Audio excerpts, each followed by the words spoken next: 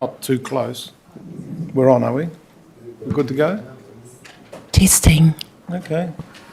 Well, welcome everybody to the Environment, Energy and Resilience Committee meeting of the 7th of November 2024.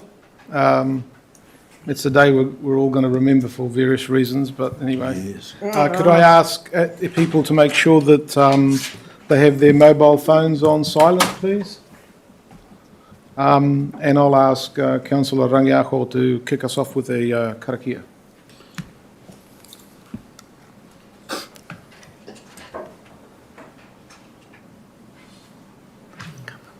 Murina tātou. Tūtawa mai runga, tūtawa mai raro, tūtawa mai roto, tūtawa mai waho. Kia taua e te mauri tū, te mauri ora, ki te katoa haumi e hui e taiki. Taiki. Thank you. I'll run through the meeting notices, which have been substantially shortened, which is good.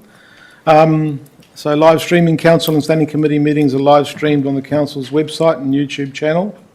Public gallery attendees' presence implies your consent to being broadcast. And further information about live streaming protocols can be found on council's website.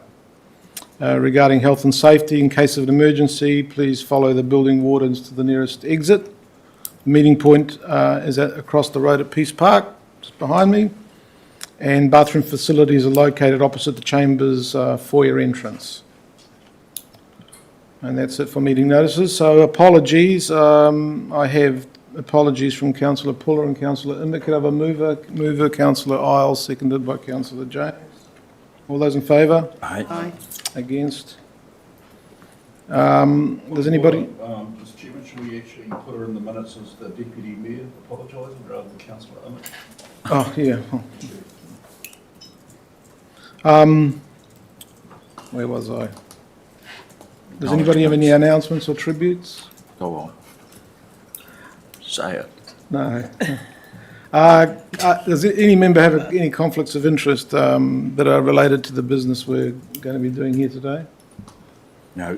No, okay. So we're at the public participation section, and it's my great pleasure to introduce our two speakers for the day, Sue Lund and Kate Meyer. So if you wouldn't mind, Susan, I've got a few words I'll preamble, if I might. In 1972, a book was published called The Limits to Growth.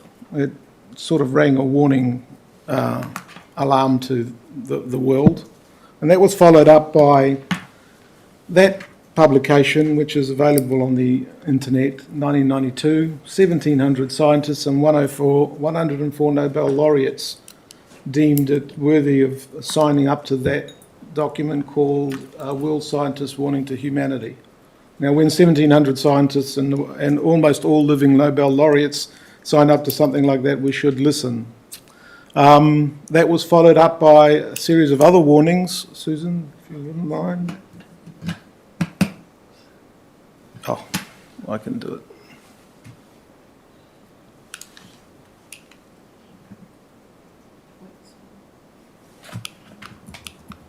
Oh, here you go, new point.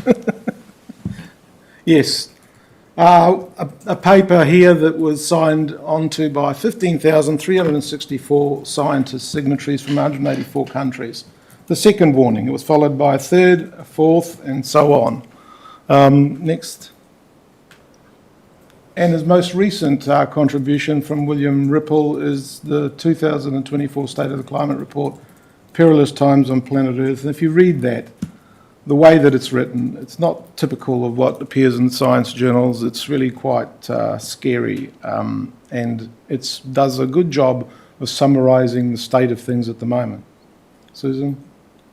Now, Ripple is available on X. He posts a lot of stuff, and this is quite interesting, and it gets to the scientific consensus over climate change. So at the moment, the consensus is over 99% of climate scientists who believe that we've really got a problem. But the cartoon captures the feeling. Next, Susan. And of course, we have a sick planet. So we're talking about limiting things to 1.5 degrees. And if you had a temperature of 1.5 degrees above normal, you'd be pretty sick yourself. The question is, what are we going to do? And this is where the ladies come in. So if you wouldn't mind, Susan.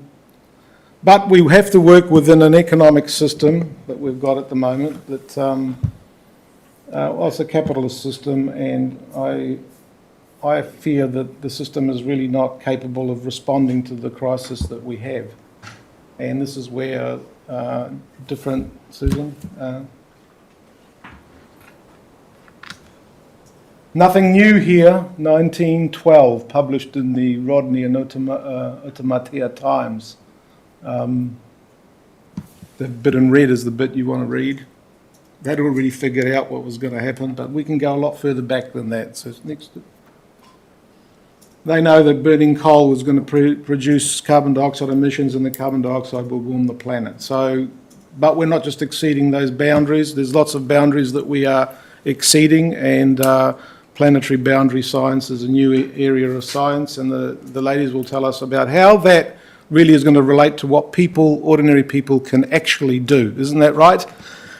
So with that, I will hand over to you ladies. I think that Kate is a mechanical engineer. She's got a PhD in, I guess, sustainability from Curtin University.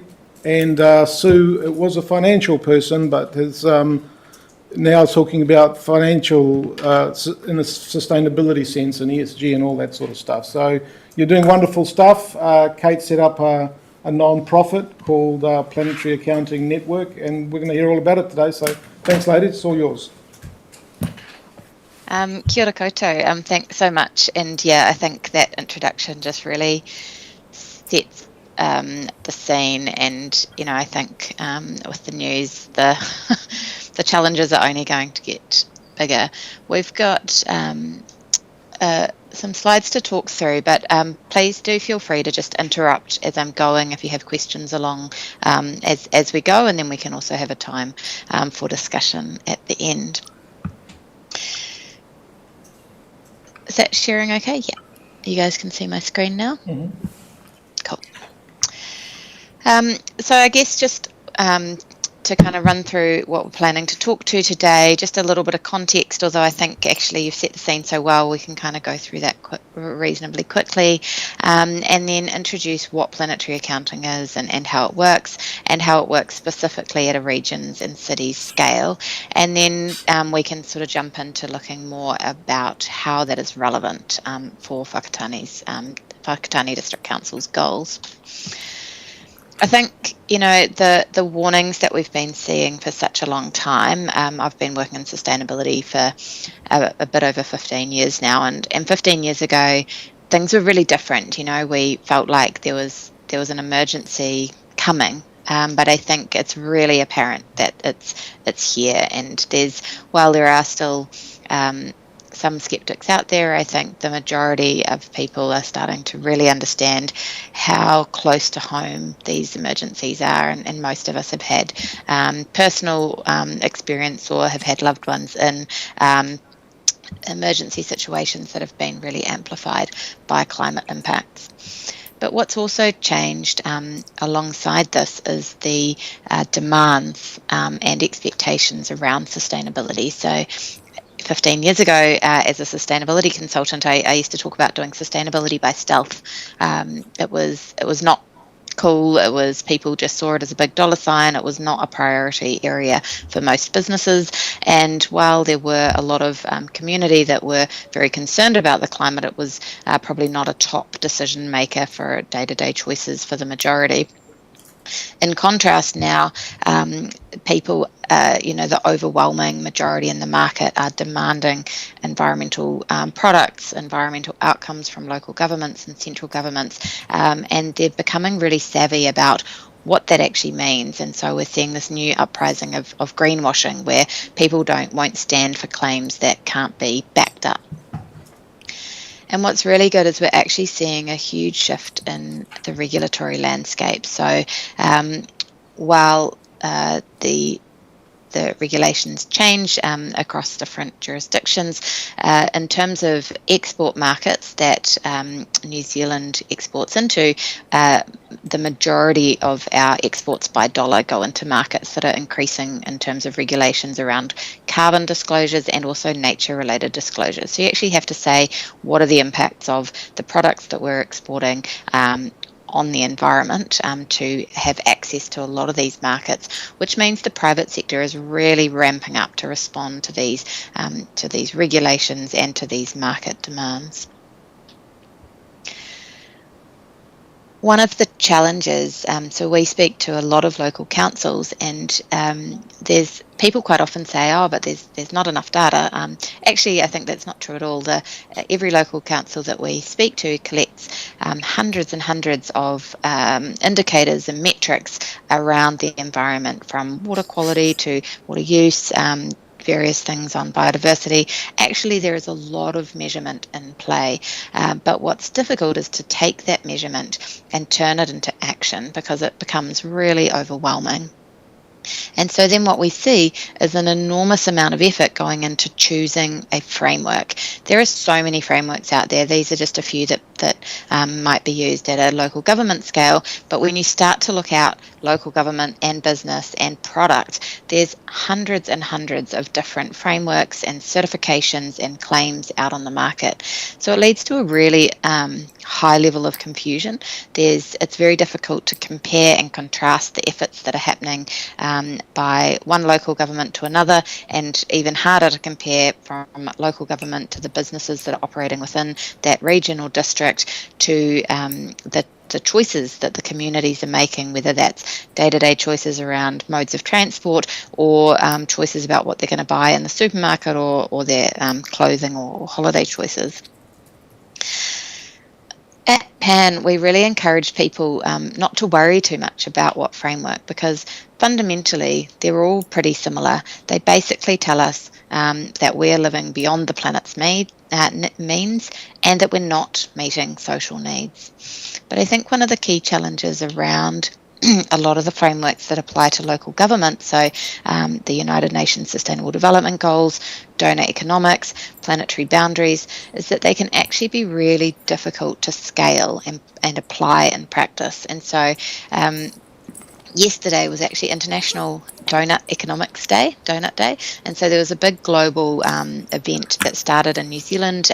There was the Deputy Mayor from Wellington City Council, Sophie, councillor from Kapiti Coast District Council, myself and a lady, Naomi, on a panel to talk about donor economic applications in New Zealand. And it really highlighted the challenges of these of scale, because although I was talking about Dunedin City Council in Melbourne, who have used a planetary accounting approach to their donor economics model, where people have taken different approaches, because these are global frameworks, they've actually done it in a way that's very difficult to contrast and compare, even using the same framework. There are some really good tools in some of these frameworks. So the City Portrait tool has a really nice structure to take people through a thought process, because at a city or a regional scale, we really need to understand what local actions are doing on a social and ecological scale, but also what global actions are doing for local social and ecological outcomes. And so there's these four lenses that you can look through. But when you start to apply these, and you look at Amsterdam was the first city to apply donor economics, they come up with targets that are actually very difficult to operationalise. So as an example, their city target for one of their city targets for temperature regulation, and it's quite blurry on my screen, so it's probably terrible on yours, says increase the use of green spaces as green infrastructure. Now that's great. You should increase the use of green spaces.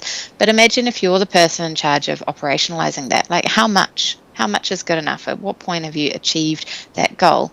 Likewise, the city target for biodiversity says, make Amsterdam a city for people, planets and animals, with green spaces in all neighbourhoods and well-kept parks and forests. Again, this is a really lovely vision, but it doesn't give you something measurable. It doesn't actually link to any of the environmental outcomes that we need from an environmental perspective. And so it becomes really difficult to say, yes, we've done it, or we've done it. We're 50% of the way on our journey. We need more specific targets. So what we've seen over the last 5 years or so is the use of the 1.5 degree global, I don't want to call it a target, but global goal to limit warming to 1.5 degrees. We can use that to then derive a global carbon budget. And from that global carbon budget, we can say, okay, well, what's our share for whakatane, or what's our share for a business within whakatane, or what's an individual's share, and you can start to make sense of carbon data. So as an example, I went to a kiwi fruit conference earlier in the year, and there were 120 kiwi fruit scientists. A strange audience to be talking to, but I put up on a slide that day and I said, hey, look, who knows what the carbon footprint of a kiwi fruit is? And no, nobody did. And so I said, hey, it's 125 grams. So they all nodded. And so I asked them all, is that good? Do any of you know?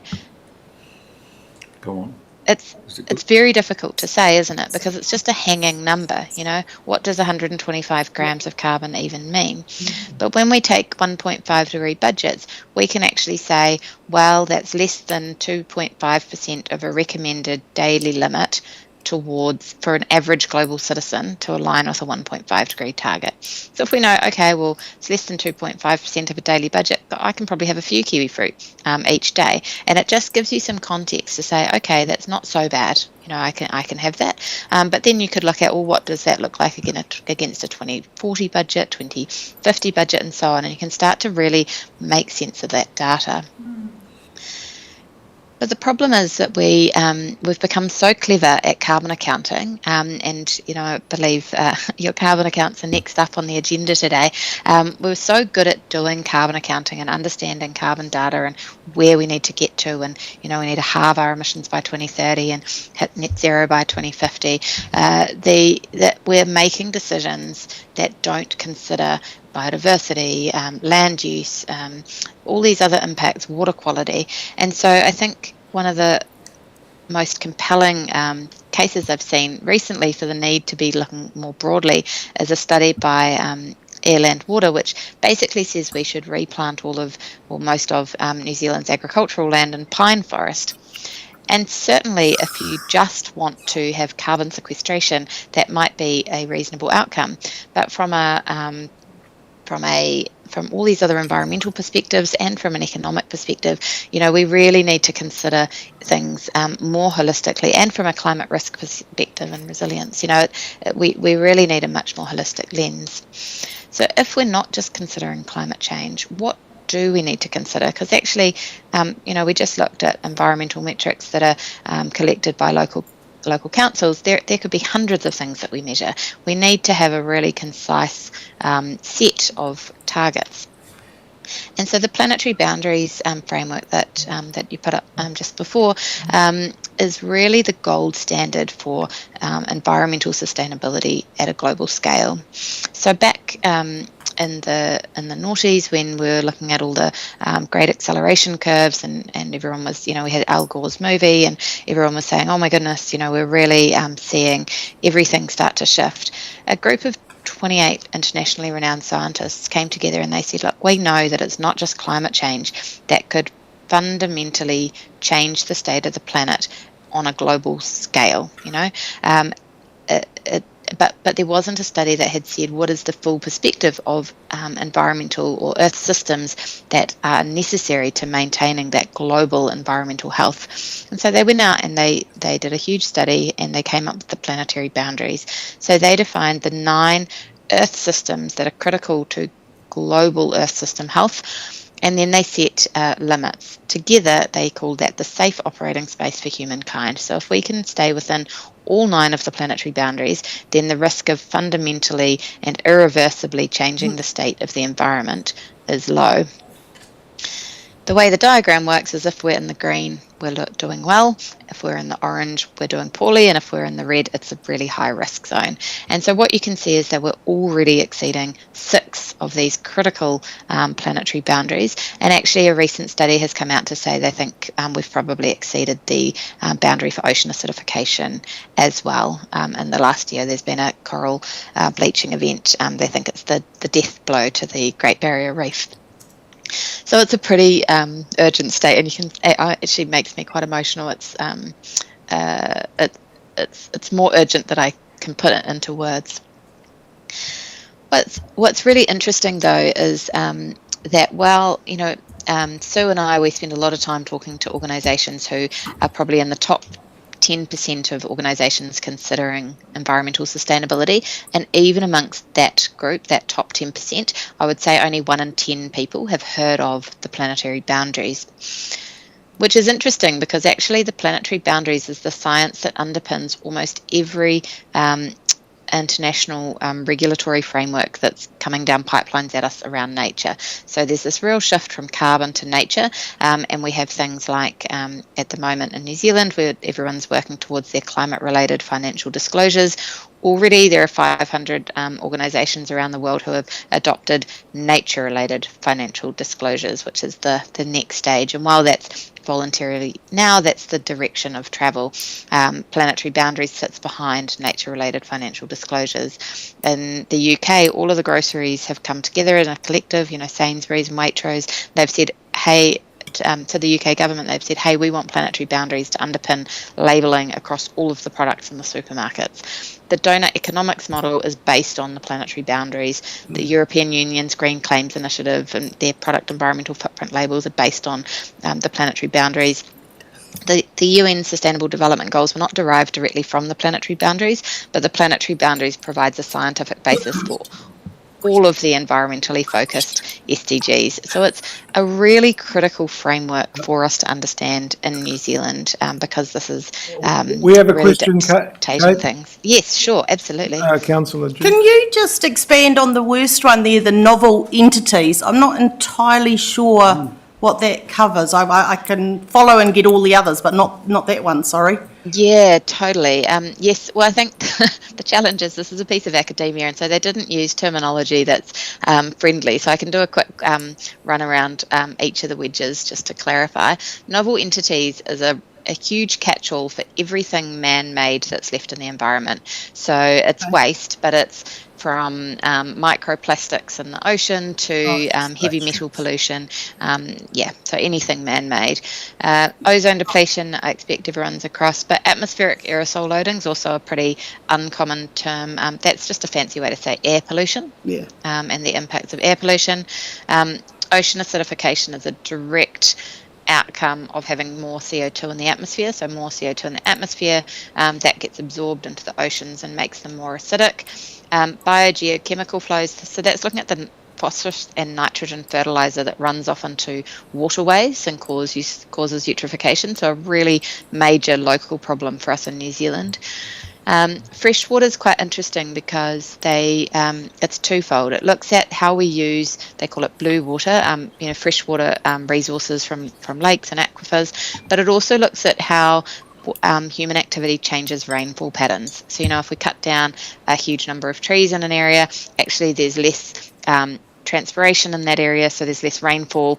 So it's also looking at changes to rainfall patterns. Land system changes really around deforestation of indigenous land systems, and then biosphere integrity is looking at biodiversity, both abundance and diversity, and then climate change looks at specifically CO2, and then they have an indicator radiative forcing, which considers all of the other greenhouse gases, but it also considers things like the reflectivity of our Earth's surface and things. It's a very comprehensive metric. Yes, Councillor Boyington. I'm sorry if I missed it, but can you Can you explain where it also assesses the impact of the extraction industry in terms of supporting climate change solutions, or is there that human part there in regards to, does it take into consideration that? So, in terms of, is the question around the availability of natural resources, or around the link between our activity and these outcomes? I guess it's. I'm not sure if it's related to an ethical part, or if that's part of an assessment because of the extraction of the materials required to be able to support climate change initiatives. That's a really good question, and we will cover it as we go through. So we might circle back to it again, but just as a initial answer, this is just looking at the environment. So basically, when they established this framework, they said, so before 10,000 years ago, we were in a different geological epoch that was called the Pleistocene. And so humans have been around for around 300,000 years. And for most of our history, we're in this Pleistocene period where actually the temperature was very unstable. So we had periods that were much warmer than now, and we had really long ice ages.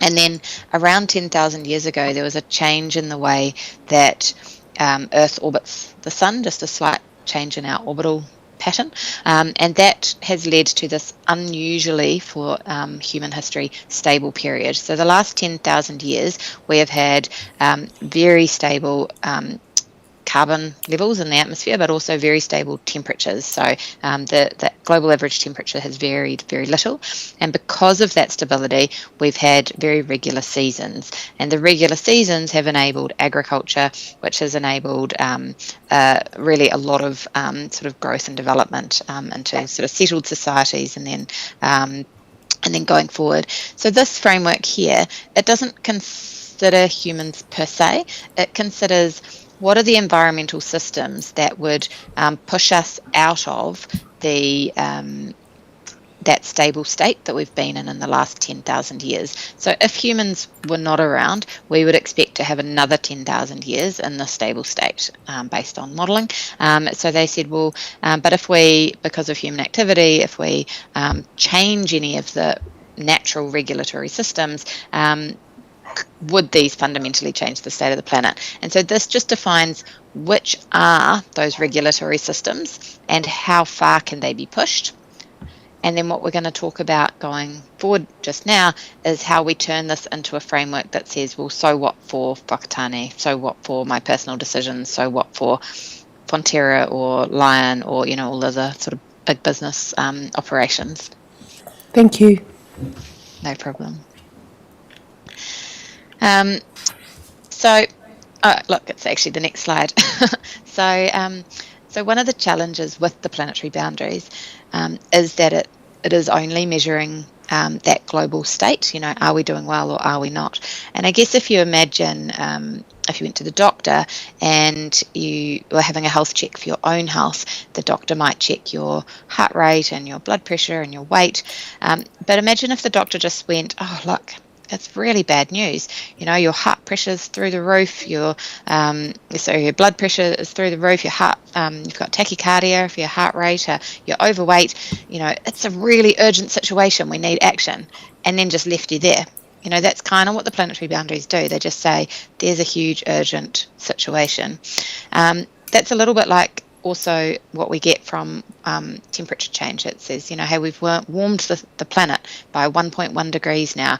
We've just had 12 months at 1.5 degrees. The carbon dioxide in the atmosphere is exceeding safe levels. Those are really useful metrics to show us how big the problem is, but what we need is carbon accounting so that we can work out what we're doing to contribute to that and how small our footprint needs to get to avoid the outcomes we want to avoid. And so planetary accounting is just like carbon accounting, but it does it across all of the planetary boundaries.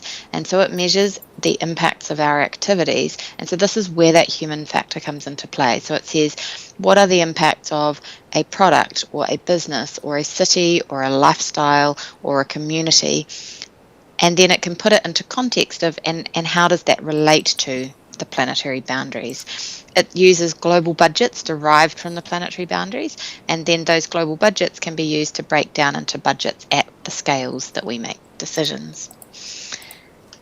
It's framework agnostic. So, we talked about DESPO framework. This is an accountancy tool, an environmental accountancy tool. So you can use it for any framework. It does not matter whether you've decided to adopt the Sustainable Development Goals, donor economics, nature-related financial disclosures, B Corp, Future Fit. It's framework agnostic. It just measures in a scientific way impacts and puts them into context. And so when we're talking about, yesterday at the session where we're talking about all these different applications of donor economics, if the measurement of environmental performance uses planetary accounting, you could compare and contrast across all of those local governments who are working in this space, but they could also then compare and contrast their impacts with the businesses, the local community, the products and services within that jurisdiction. And so it gives that really consistent approach to quantification and communication of performance. So I think it was mentioned that Planetary Accounting Network is a charitable trust, and so we exist to help people to use planetary accounting to return to or to play their role in their efforts to return to the safe operating space of the planetary boundaries. And so everything we do is really underpinned by maintaining and updating that core framework of planetary accounting so that it is really robust in terms of its relationship back to that base science of planetary boundaries. I do a lot of engagement, talking to help people to understand the importance of planetary boundaries. We do training to help people to use it themselves so that it's not just our team who are helping people, but other consultancies or in-house sustainability managers can do that. We do applications, and I'm going to talk about those in a bit more detail now. And then we have a network, and our network is really, we plant the seeds, and it's our network that expands the impact, whether that's through their business operations, through wider engagement through their channels. There's a lot of different ways that our network work with us. But as you'll see, we're quite an unusual network organisation. We're not like SBN or SBC or Aotearoa Circle, because we have a really wide range from very small businesses to local governments to large NGOs to multinationals, and then we work in partnership with others. And so at the moment our delivery partners are ThinkStep, who are a life cycle assessment specialist, and Becca. I actually used to be their head of sustainability, and they've been involved with PAN since its outset. They've a lot of support, and we've just recently brought on Ag Research as another delivery partner this week. As an example of the sorts of applications that we lead, and I'll come back to the local government case, but just starting from the smaller scale, one of the initiatives we're running we call Planetary Facts. So we said, imagine if you could have nutritional facts for sustainability across all of the planetary boundaries, and we are now doing that. So there's several brands in New Zealand who have already adopted and disclosed their planetary facts of their products, and we're working with MPI on scaling this up as a approach across the whole of New Zealand's food and fibre sector, so that every product would disclose their planetary facts in a way that is comparable and contrastable across different products. At an organisational scale, we support organisations, and that can be, a local government operation or a business to expand their carbon footprint, to say, well, what are our impacts on nature? Not just thinking about carbon, but what are our impacts on biodiversity and land use, and the impacts of our operations and our supply chains. And then we call it PARCS, Planetary Accounting for Regions and Cities. PARCS is really where we look at that whole regional perspective to say, what is the full perspective of our impacts on the planetary boundaries, and we can do that from both a production perspective, what is happening within this region, and a consumption perspective, so considering the balance of imports and exports within a region. The goal of our assessments is really not to assess. I think that sounds silly, but it's really about creating the roadmaps. The goal is not to get to net zero, actually. We're beyond the limits. We need to get to net positive, nature positive, to green, if you like. And so our roadmaps to green are really about saying, what are the key levers for change? And then testing, if you do pull this lever, is that going to improve your carbon and your biodiversity and your water? Or is that going to improve your carbon at a cost of biodiversity or at the cost of water, so that we can really make informed decisions? But it also provides a really long-term target. So, people are really working in that 2030 to 2050 space. The planetary boundaries are the 2100 and beyond. That's where we need to be. And so we can look really far into the future and say, where do we need to be so that humans are living as part of nature? We're not exploiting it and extracting it. We are living in harmony with it, and we are supporting a thriving planet. And so because it gives you that long-term perspective, it also helps you to really innovate and make transformational and systemic change, rather than have that sort of incremental change that we so often see. The way that it works is not about reinventing the wheel. Everyone's so far on this journey already. It's about taking everything that's already been done, all the metrics and the measurements and frameworks and policies that are already in place, and simplifying these down so that we can have really clear targets for action, and then using those to co-design and iterate to work out where we need to go and what other stakeholders need to be part of this, how we can engage the community, how we can engage businesses, so that we're all working towards these collective outcomes. So as an example of what this looks like, Dunedin City Council were the first to adopt donut economics in New Zealand. They engaged PAN to support this. And so we took, they had 10 different policies where with a whole lot of different metrics and KPIs and measurements, and then some additional policy documents like their carbon decarbonisation roadmap and things like that. And so we took this huge amount of data. It was an enormous spreadsheet, and we just really simplified it down to say, how does this all line up, so that we're not losing any of the granularity that they have. We're just connecting the dots so that everybody, each different department, was speaking the same language and could see how their actions were contributing to those wider goals. And then we measured performance across the region, which you can see a snapshot here. The snapshot doesn't show the social impacts, just the environmental impacts in the outer ring. What's really neat is those metrics can be used at any point in Dunedin City Council's operations. And so the first image shows their summary of considerations to council, and you could have a wheel to show the impacts of any project that is put forward to council. But also, if it's a proposal for 3 different options to make a choice, you can have 3 different wheels side by side. So at a glance, you can see how well or how poorly this project or initiative or this option will contribute back to the outcomes that you want. It can all be digitised. We have digital tools, and so then that means the design teams, the planners, the consultants can all be using that to inform, high-level business case all the way down to detailed optioneering. Just should clarify, they're not yet doing that, so that's the next stage of work. So these are where they would like to go. Region Melbourne is quite a different example of a regional application of planetary accounting.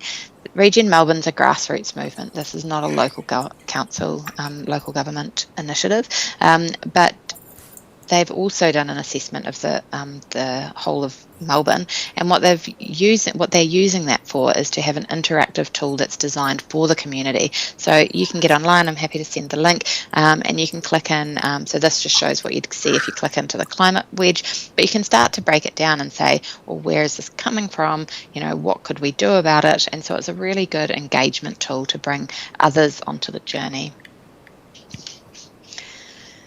So what does that mean to whakatane? So I think, thinking about the the goals for Whakatane District Council, enhancing safety, well-being and vibrancy of communities, building climate change and natural hazard resilience, facilitating economic regeneration and responding to development pressures, shaping a green district, and strengthening relationships with iwi, hapu and whānau. All of these are relevant to the planetary boundaries. The enhancing safety, we have to be returning towards the planetary boundaries to enhance safety and well-being of communities. And while in a small district we may have limited impact on the amount of carbon dioxide that's in our atmosphere, actually many of the planetary boundaries also relate to local environmental health, biodiversity, water quality, the way we use land. And so all of these things contribute back not just to global sustainability, but also to local sustainability. Also, if every small region said, our impacts on climate are too small to make a difference, we would never get anywhere, and so there's that leadership potential. In terms of building climate change and natural hazard resilience, it's really important from a resilience perspective that we're not just considering things through that climate perspective, and there's so many trade-offs that we really need to consider. Do we spend carbon to improve resilience? I think is one of the hardest decisions for local governments currently, and where do we go with that? And so having that really balanced perspective for projects and strategies and policies and long-term planning is really critical. But because the planetary boundaries are also the science that underpin international regulations, they're actually also really critical to economics. And so we're finding that the fastest adopters of planetary boundaries are Big Business New Zealand, because they want to be ready for these market pressures because they can see the importance financially.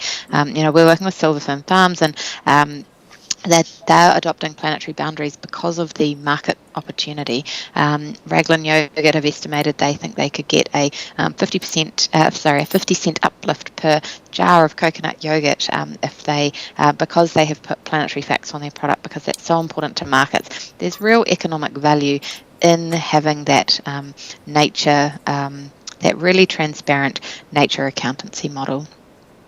I think the shaping a green district probably doesn't need explanation. It really provides that beyond carbon perspective, where you can really understand how the relative performance of carbon versus waste versus water quality, so that you can start to prioritise between different environmental metrics. I haven't spoken all that much about the sort of iwi, hapu, whānau side of things, and I think it's really important to be transparent in that the planetary boundaries were established in Europe, in Stockholm, and that was done as an international framework with no engagement with New Zealand at all. So there was no Māori engagement in the development of the planetary boundaries framework. It's just a framework of Earth system science. Planetary accounting is something that I led the development out of Australia, and actually also it is a direct translation of the science, and the development of it was not done in consultation with Māori. However, when we established PAN, the non-profit in New Zealand, we had an amazing kaumātua called Rari Wharamate. He's very sadly, he passed away a few years ago, but he really helped us to understand how the work that we do sort of sits within helping people to understand how to restore and bring back the environment and how to reconnect with place. And so we're now working, we've got a senior Māori advisor called John Reid, and we're currently working to get funding to do a big study where John Reid is setting up a Māori advisory group to actually document how does this sit or depart from Mātauranga Māori principles. And in our product level program of works, we're actually engaging Māori designers to look at how we can use the data that sits behind these product environmental assessments to reconnect products with place, to show all the different places and that contribute to something that you pick up off the shelf with no consideration of where those things come from. So while this is a journey and always open to feedback on how we can do that better. I think this is something that we're really motivated to make as part of the adoption of this. When we worked with Dunedin City Council, the donut economics model was done in parallel and in with close tie-in to the Māori strategic framework refresh, and they found that there was a really nice tie-in because it puts the environment at the centre of all decisions. And so what that kind of looks like at the end is really taking all that complex data at the bottom and all those metrics that are still important for the different teams and the different strategies. You know, if you're in the transport team, it is important to think about, you know, mode share and passenger kilometres. If you're in the water team, it's about how much water people are using, the water quality, you know, what we're doing with wastewater.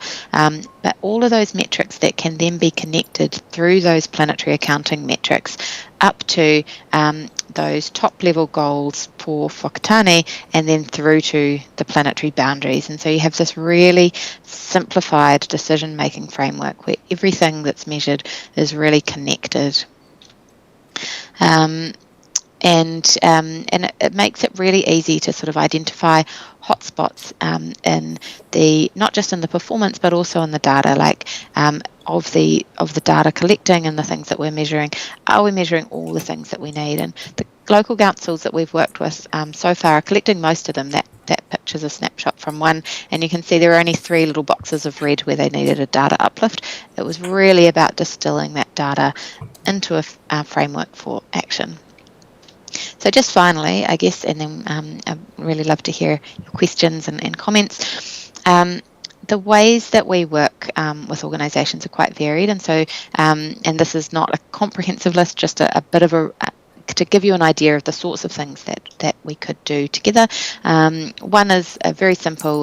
Would love to have Whakatane as part of PAN's network. That gives access to training and things like, and depending on the level of involvement, discounted access to our support to deliver planetary accounting. We do planetary accounting workshops. So as an example, Kapiti Coast District Council, we ran a workshop with quite a large group of their team, and then a secondary workshop just with their leadership team to help them to understand how to bring planetary accounting into practice on their day-to-day operations. They've then taken that forward and they've done a whole lot of community engagement and work in-house so that they haven't needed to engage us or others to help them with that. They may well come back for the actual quantification piece, but it just gave them a really long runway to get started with that engagement piece. And of course, we could do a full planetary accounting assessment of council or of the district. So that wraps up. I'd love to have any questions. Oh, thank you, Kate. Are there any questions from councillors? Lost. Well, Lainey has a question, so fire away. You sure? Can I do that? Okay, thank you. Kia ora, Kate and Sue, thank you so much for that. I'm the General Manager Strategy, and through our LTP it was identified that we do have an opportunity to enhance our performance in this space, and a role was approved for a new climate change and emergency manager, and I'm hopefully going to be recruiting that really soon to commence early in 2025, which is really exciting. And I am actually one of the people who has heard of planetary boundaries, and for some time before working in this space I was doing some research with Scion and Ag Research around collective mobilisation around the sustainability in nature. My question is, you touched on it earlier, the shift from carbon to nature. And I went to a conference in May in Christchurch for the Institute of Directors, and Rod Carr presented first, and then the Aotearoa Circle presented, I think it was on the second day. And it was very noticeable that the conversation was shifting from carbon, and people were really jaded and fatigued around that, towards this kind of more holistic view of nature and nature accounting and so on. My question to you is, do you think there is a risk with that shift that people kind of disengage from the kind of critical science imperative to actually reduce carbon? I think it's important to consider that risk, but actually I don't think that that's a big risk, because when you look at the levers for change, a lot of the things we can do to improve nature outcomes are to decarbonise. There's so much interconnectivity. So, for example, if you reduce fossil fuel use, you're not just improving your carbon outcomes, but you're improving biodiversity outcomes, you're improving air quality outcomes, you're reducing that novel entities, the waste piece. And so I think there's a really strong case that it's not an or, it's an and.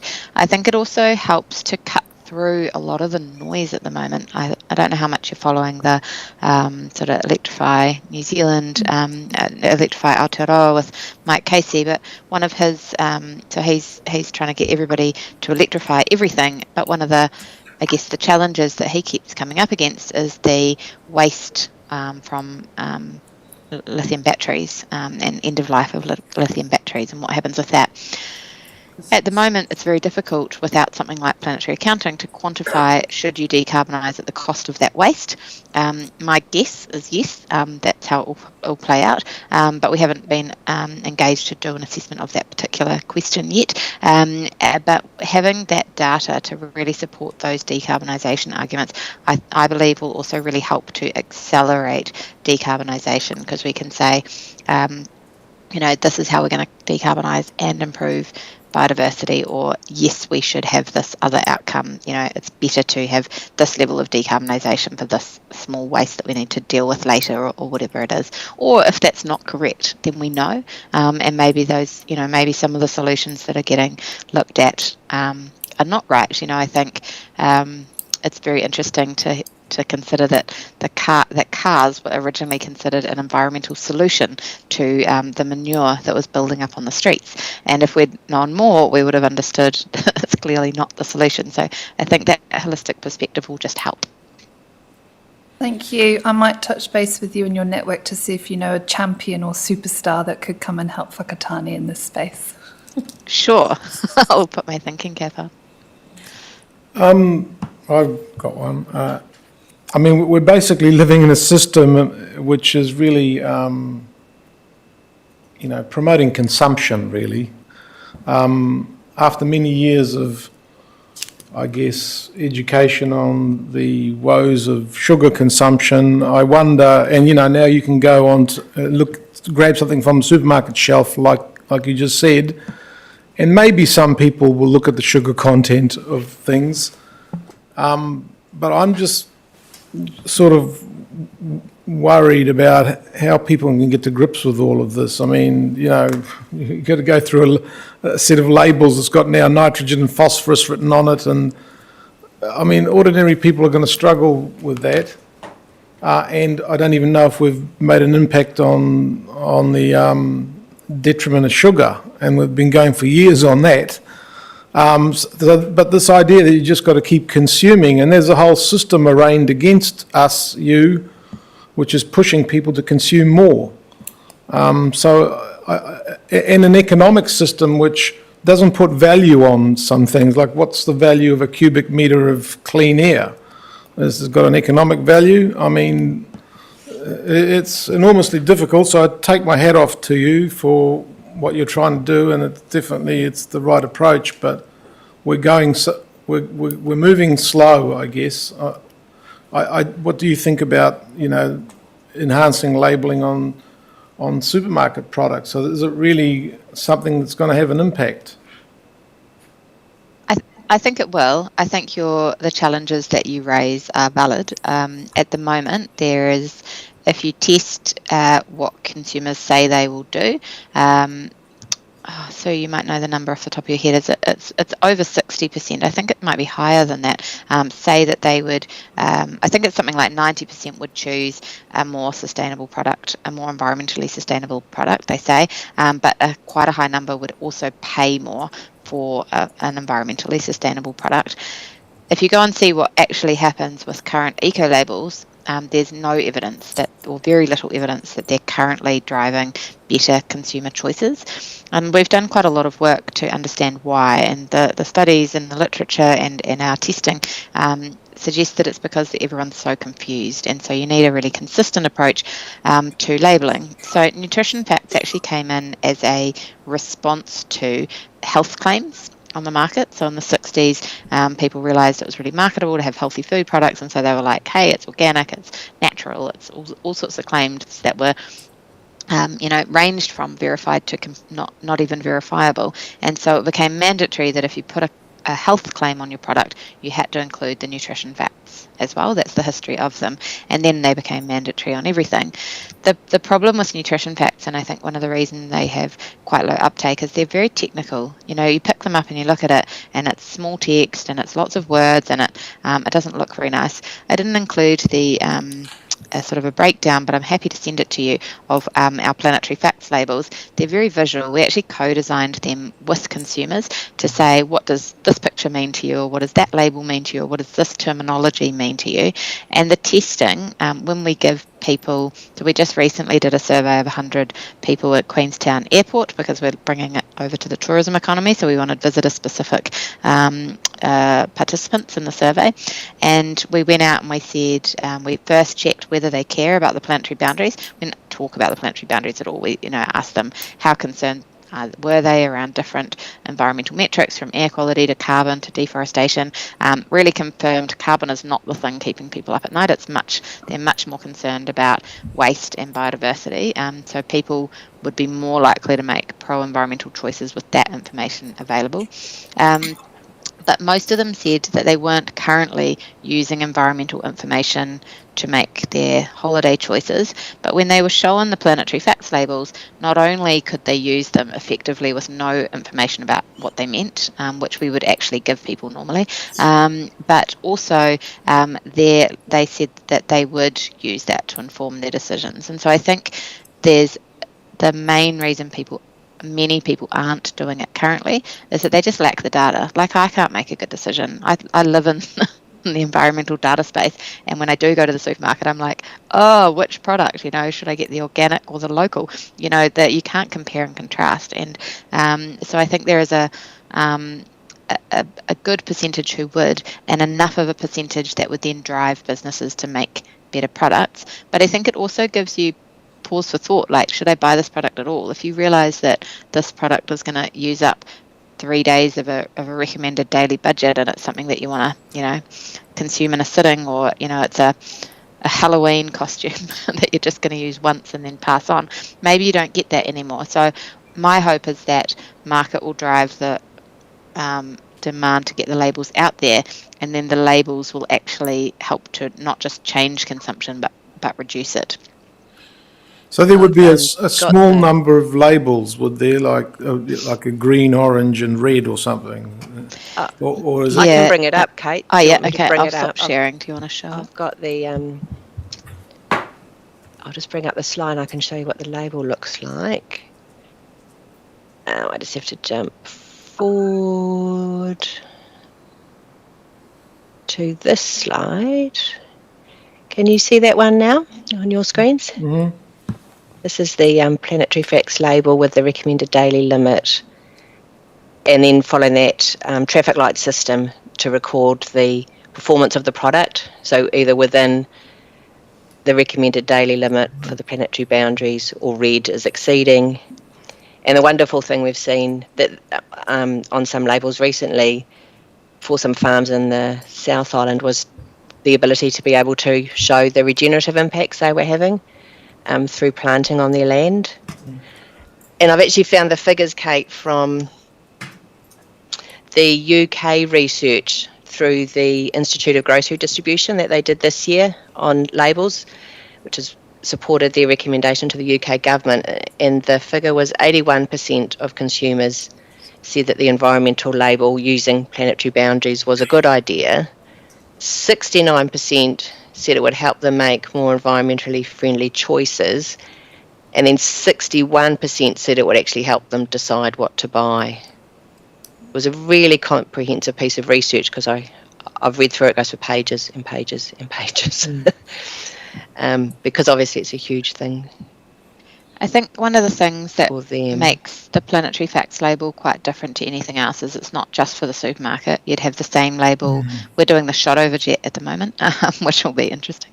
But you could use it on any product and any service. And actually, it looks very similar to the donut that we'd put on a city label, a city scale. So you could take just the environmental side out for a city or a business rather than have the social as well in one piece. Then you just have the same image, and people become really familiar with what it looks like and can compare and contrast between, not just apples for apples, but apples with oranges, muesli bars, t-shirts, holidays. And so people will take the couple of minutes it is required to understand it, because it's the one label for everything, as opposed to the labels that are out there now where you need to know a different label for every type of product.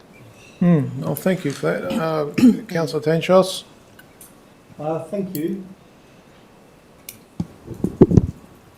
First of all, thanks for your presentation. It's been extremely interesting, and I think it's really great what you're doing and what you've presented to us. A couple of comments. The first is I think this idea of moving beyond carbon is really important. I was unhappy when our council really first started getting serious about looking at climate change, but we moved away from a broader focus on sustainability and wrapped it all under climate change. And I think that, that has obvious risks for the reasons that you've pointed out. I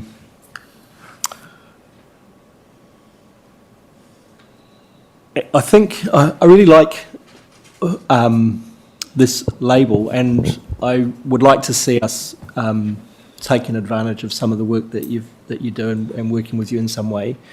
It seems to me one of the things, you talked about the people making health claims, and that led to the nutrition labelling, and it's the same thing here.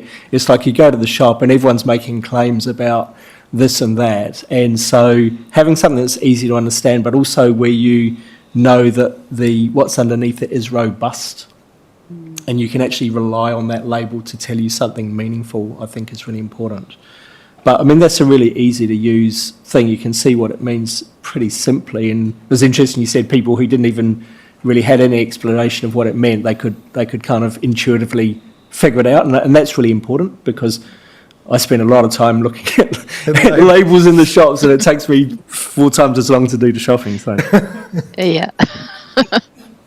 just my question, I think I heard you say something about ways of moving beyond kind of incremental change to systemic change. And so I wanted to ask you a bit about more of that. Are you saying that this is what will do that? So like how do we move to a deeper systemic change of the kind that we need to address the problems that we face? Yeah, so I think when you go into a planetary accounting assessment of a region, and I think it's the regional scale that has the biggest opportunity for that systemic change. You're looking at all of the different parts of the region, all the different players in it, and what are the total impacts, and you look at the consumption and the production perspective, so you get a benchmark of where you're at. But then, because there's those scientific limits, you can set those really long-term targets. So you can say, what is the level of performance that we need to achieve, and you can set that benchmark. It doesn't go beyond 2100. We assume that we're within the planetary boundaries by 2100, hopefully sooner, but you put that 2100 perspective on there, and then you can basically do scenario modelling against those 2100 limits, like what are the possible future scenarios that would actually meet this. But because they've got numbers, it's not I see a lot of reports that are future scenarios for the city, and it's like people are thriving and they're doing all these lovely things, and I'm like, but how? And how many people? And how are they getting around? And like, what are the numbers that actually make this vision real? With those numbers, you can actually go, will there be cars?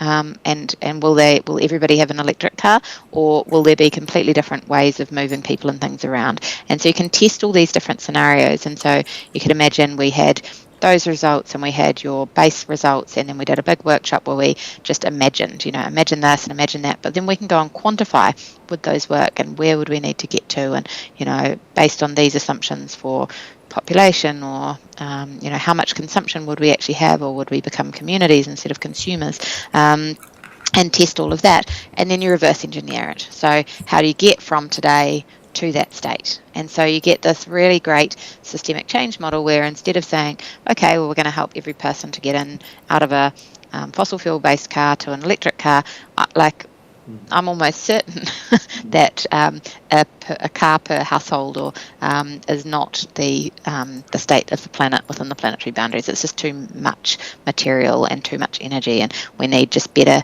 systems for the way our transport and spatial planning intersect, and how we're going to move people around and design cities so that people need to move less or can take alternative modes and things like that. And so it just gives you the design brief in a quantifiable way to enable systemic change. Thank you for that. That's really helpful.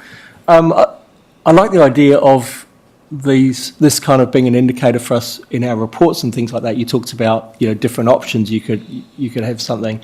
I wonder about if I think about, we introduced climate change reporting into our reports some years ago, and that's been great to do, but it's a bit variable, the quality of that reporting. So I'm wondering how, to have something like this, how realistic is it for our staff to be able to consistently produce it usefully? Yeah, it is very realistic. So I think what we're trying to do, so PAN is a non-profit. We've got a sister firm called Planetary Insights that digitises planetary accounting, and the goal for Planetary Insights is to make planetary accounting really easy and low resource requirements. So I think one of the biggest constraints for environmental measurement and reporting, which is then kind of essential to that really robust decision making, is that people spend an insane amount of time collecting and processing data, and so we are trying to automate all those processes. And so the software is still in its sort of early stages, but we're able to, our partners who have these results on their products, they can actually click into Carbon and see, what the results are. They can test and iterate in the software different solutions. But also we're starting to build APIs that it pulls data through automatically.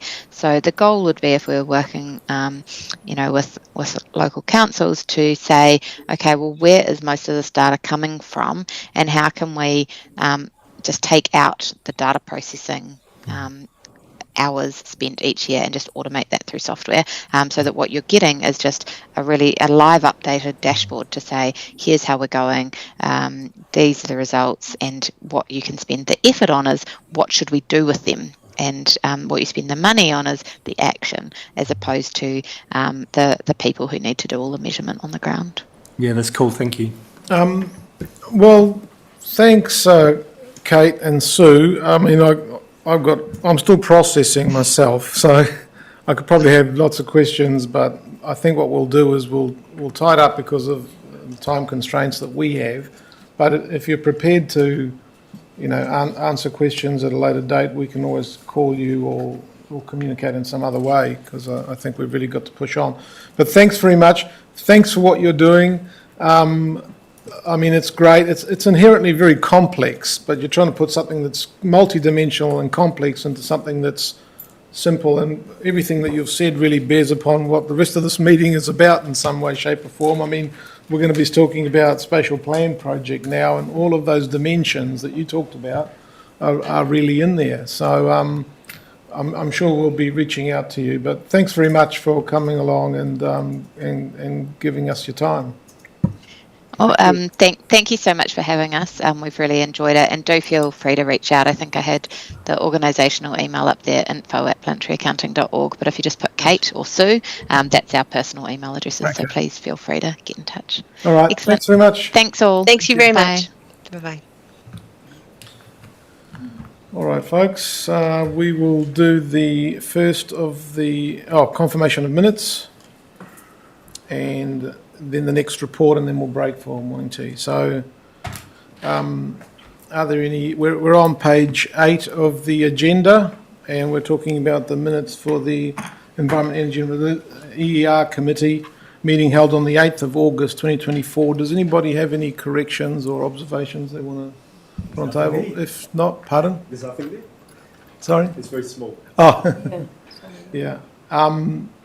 So can I have a mover, please? Mover, Councillor Eyes, seconded Councillor Boynton. All those in favour? Aye. Against? Passed. So the first report is the Eastern Bay of Plenty Spatial Plan Project Update, pages 9 to 15 of the agenda at section 7.1.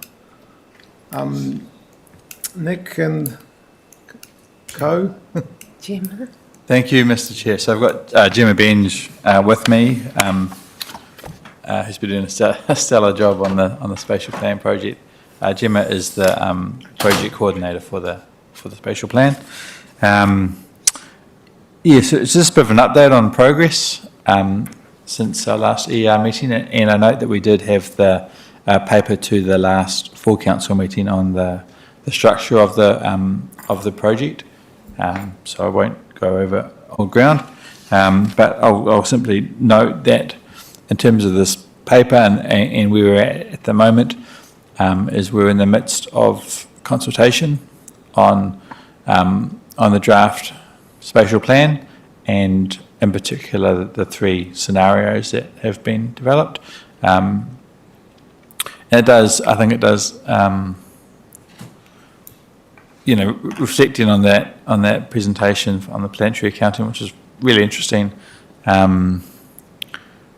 We do have an opportunity to think about how we do, grow as a district or a sub-region, and how we do it do it well, essentially, in a way that benefits the environment as well as all the other well-beings. So I think it's just quite a good thing to reflect on.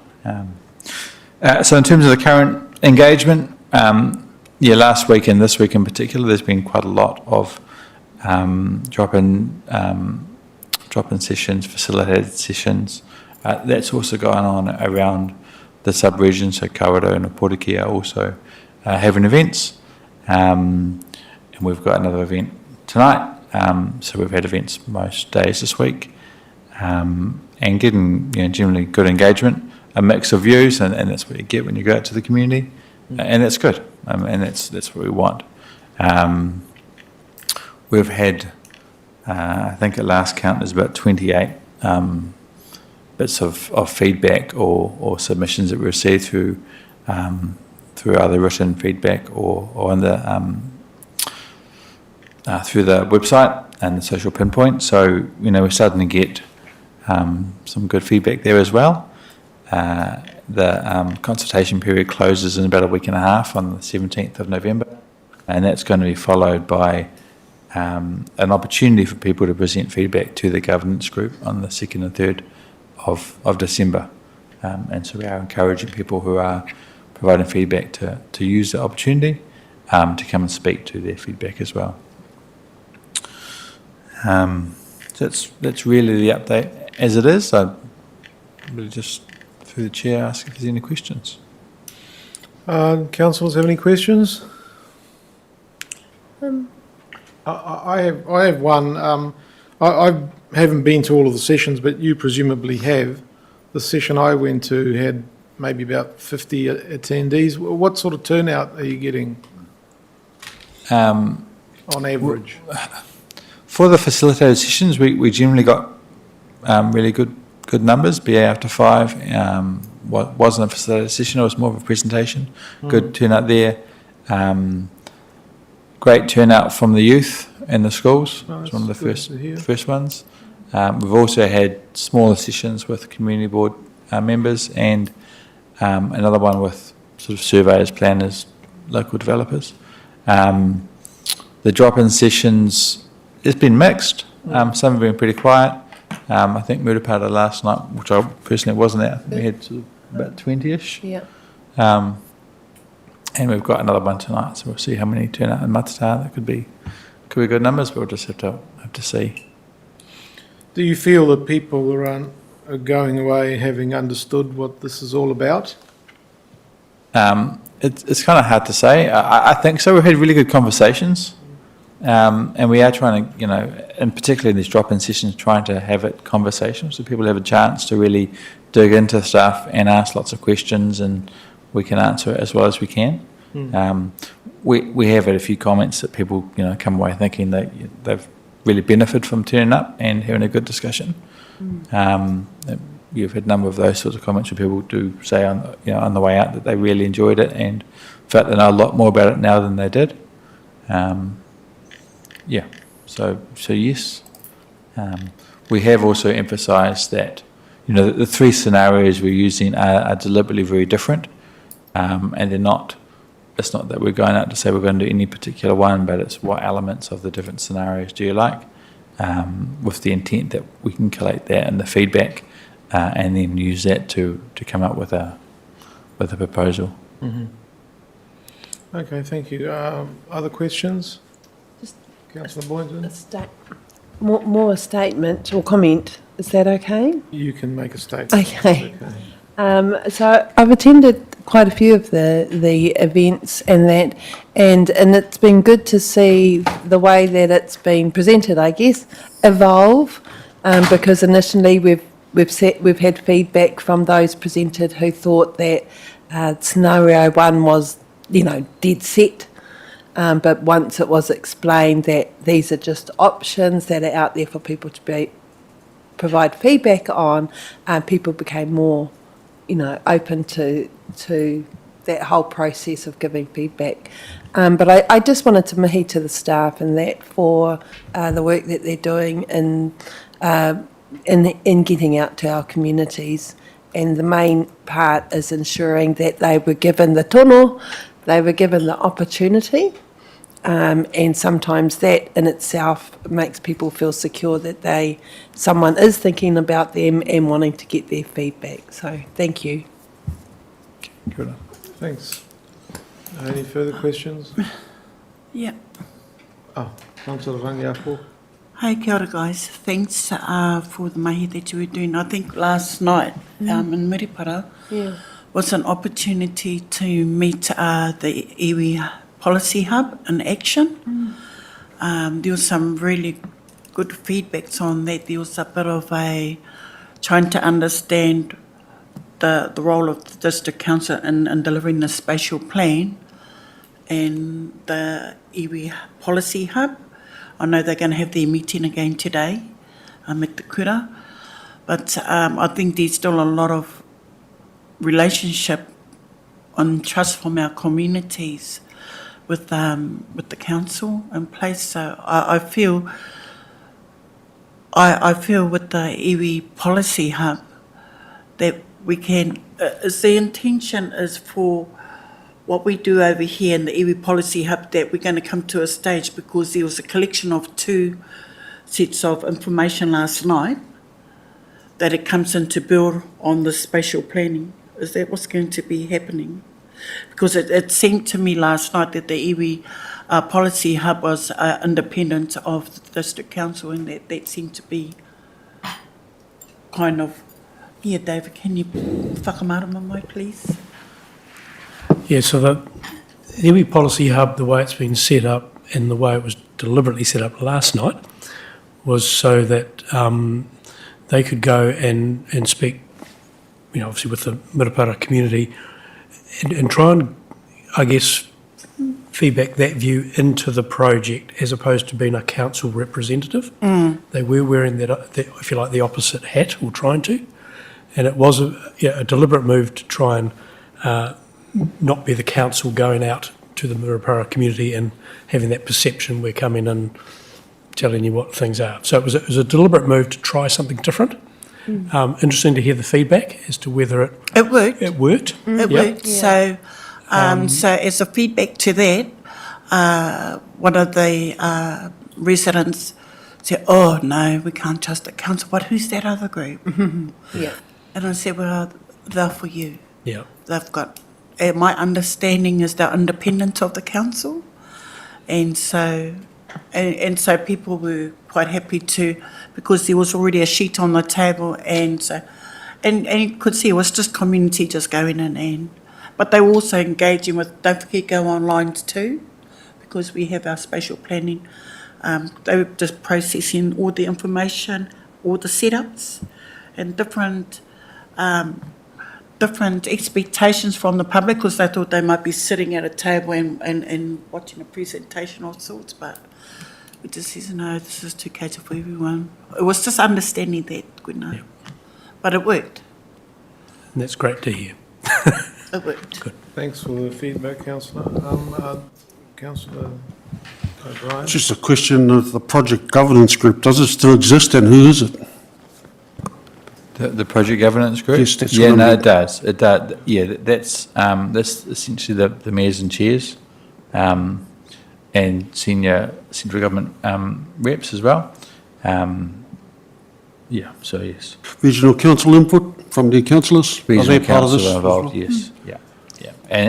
And from the other councils as well, yeah. So I'm just trying to understand, so if we're a special plan, a combination of us all, where's regional council's input in this with us?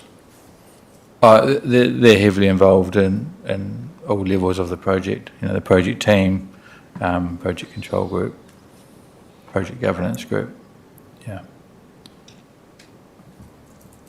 Okay. Thank you. Well, we are just receiving a report here, and the report's pretty accurate and not too long, so I think I'll get a mover. Yeah, Councillor Boynton will move, Councillor Rainey seconds it. I guess there's no comments, but all those in favour, please say aye. Aye. Yeah, passed. Thank you very much, and let's take our break. Thank you. For 15 minutes, back at 10:30.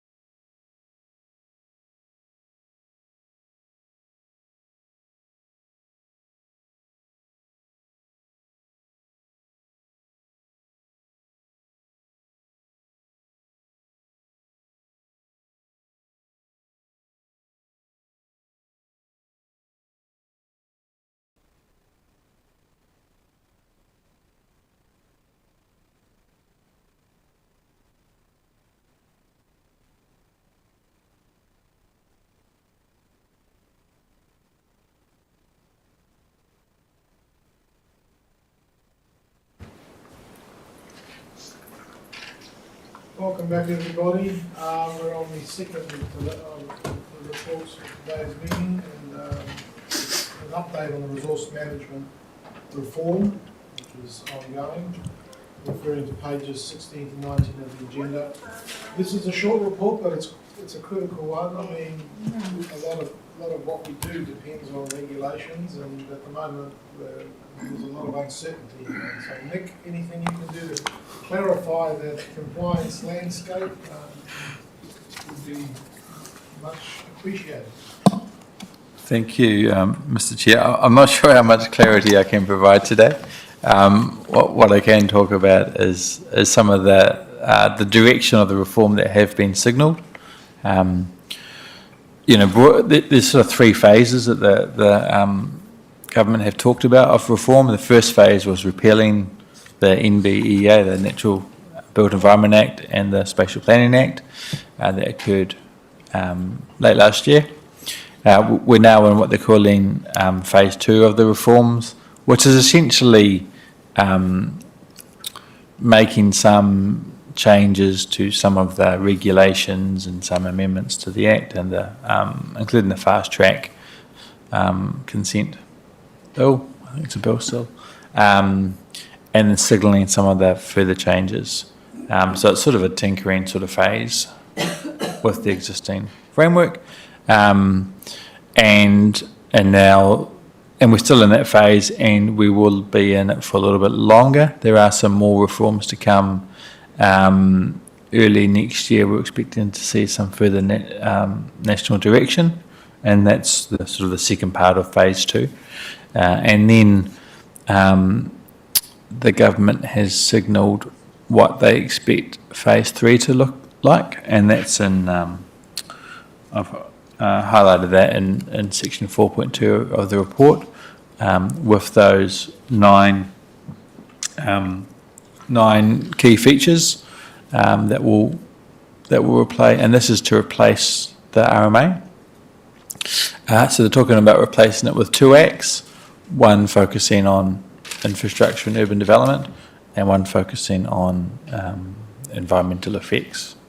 But it's likely that what are considered effects would be considerably narrowed under that legislation, and generally the general theme is that they would be more enabling of doing stuff, private property and infrastructure, and so presumably the cost of that will be around some of what can be considered and the processes and appeal rights. But we'll see. I mean, the devil's in the detail with these things. We don't have that yet. What the government have done is formed an expert advisory group who are currently working away on trying to flesh some of the stuff out, and they're due to report back at the end of this year. So it's likely that next year we will see the replacement legislation come through as bills first, but the signal from the government is that they're aiming to have it in place by next year. So it's quite a very fast time frame. Contrast that with the process that took place to develop the Natural and Built Environment Act and the Spatial Planning Act. That occurred over a number of years. So that was a lengthy process, but very involved. This looks like a much more truncated process. So we'll see what that means in terms of the quality of the legislation. But yeah, so there's not a lot of detail that I can report on at this stage. It's really just to signal what changes are coming. I expect at future EER committee meetings I'll be able to present much more detail, and potentially we can look at submissions. We don't know timeframes for that yet, or when that would be able to be made. And probably the other key thing to note is that our district plan was due to be reviewed in 2027, so we do have provision for that in the LTP. Are we doing? One of the key features is that we won't have district plans or regional plans, or we'll just have one regional plan, which actually has gone back to what was in the Natural and Built Environment Act and the Spatial Planning Act. That was for one plan as well for the region. So we did we did have to change our assumptions in the development of the LTP around that. But it looks like we're going back to our original plan. So we just need some more detail, because that will affect whether or not we end up doing a district plan review or end up just contributing to our original plan. The approach we're taking is that the issues that we have within our district are still the issues, and they're likely to remain the issues: natural hazards, provision for growth, affordability of housing. There's a number that could go on. We know some of these key issues. We do have some plan changes that we still have lined up, and things that need to be addressed. And irrespective of the legislation, those issues still need to be dealt with. So we can commence that work on the backgrounding of those and some of the technical work that will inform future changes. But so that doesn't affect things. It will just mean that the processes and the mechanisms by which those things can be achieved might be slightly different. So we're just keeping a watchful eye on that, and trying to be quite agile in our approach. Thank you, Nick. Does anybody have any questions for Nick? Councillor Boynton, and then Councillor Tantros. I just had a question. You see that there is some resource allocated in the LTP. If they're moving towards changes, and some of that you've identified would include something to do with bringing in ports and emergency service providers, does that mean that there has to be work done to include them as part of the spatial plan? Is that part of the cost? Is that part of the work that needs to be done now? Or is it just something that we have to wait for once those changes have come in place? So those changes specifically relate to land use designations, Okay. which are essentially authorities over particular pieces of land for certain purposes. So, for example, state highways or water infrastructure, wastewater infrastructure, a lot of that commonly has designations over it, and that replaces the essentially the rules in the district plan over those. Over that, it has priority. Well, priority is the wrong word. It replaces the rules that would otherwise apply in those areas with rules that under those designations. So, long story short, it doesn't make a big difference in terms of the spatial plan. Okay. It just means that there will be other organisations or entities that would have those powers to make a designation. So, for example, emergency services, you might see it over a designation over a St John's base or a fire station. It's that sort of thing. Okay. So I wouldn't expect Thank you. meaningful change. Councillor Tantros. Thank you. Thanks, Nicholas, for the update. I had a few questions just clarifying. So in 7.2, the first bullet point there, under housing, changes involve removing council's ability to set minimum, and prohibiting the use of rural-urban boundaries. I'm just wondering what the effect of that is. Yeah, for us, it's not really won't have an effect. We don't have rural-urban boundaries or in our district plan. Oh. They've been used elsewhere. I think most notably probably around Auckland. Oh, yeah. They used to have it, and that affected a whole range of things, but really it controlled what areas were rural and what wasn't, and even into the future. So they're removing the ability to do that, but it won't affect us. Right, okay, yeah. Okay, thank you. It says the NES for minor residential units is expected to be more permissive. I think we discussed that before, right? Yeah, yes. Where there's things coming in that are more permissive, does that require us to change our plan for that to give effect to that, or do they trump what's in our plan? Usually, so in a national environmental standard, as opposed to a national policy statement, it applies to both. But national environmental standards tend to be more directive. They would have rules about methods about what you can and can't do, rather than a higher order policy, which you might see in the NPS. Yeah. Yeah, but long story short, yes, they would normally trump what we would have in our district plan. Yep. And by a certain date, it might be a date from when it's gazetted or a period thereafter. But we, in some cases, we may also just need to simply do an update to the district plan. It's not a plan change, it's just an update. Right, yeah. Okay. Yeah. Thank you. On 4.2, the second bullet point, it says, narrowing the scope of the resource management system and managing actual effects. I'm just wondering, what does that mean?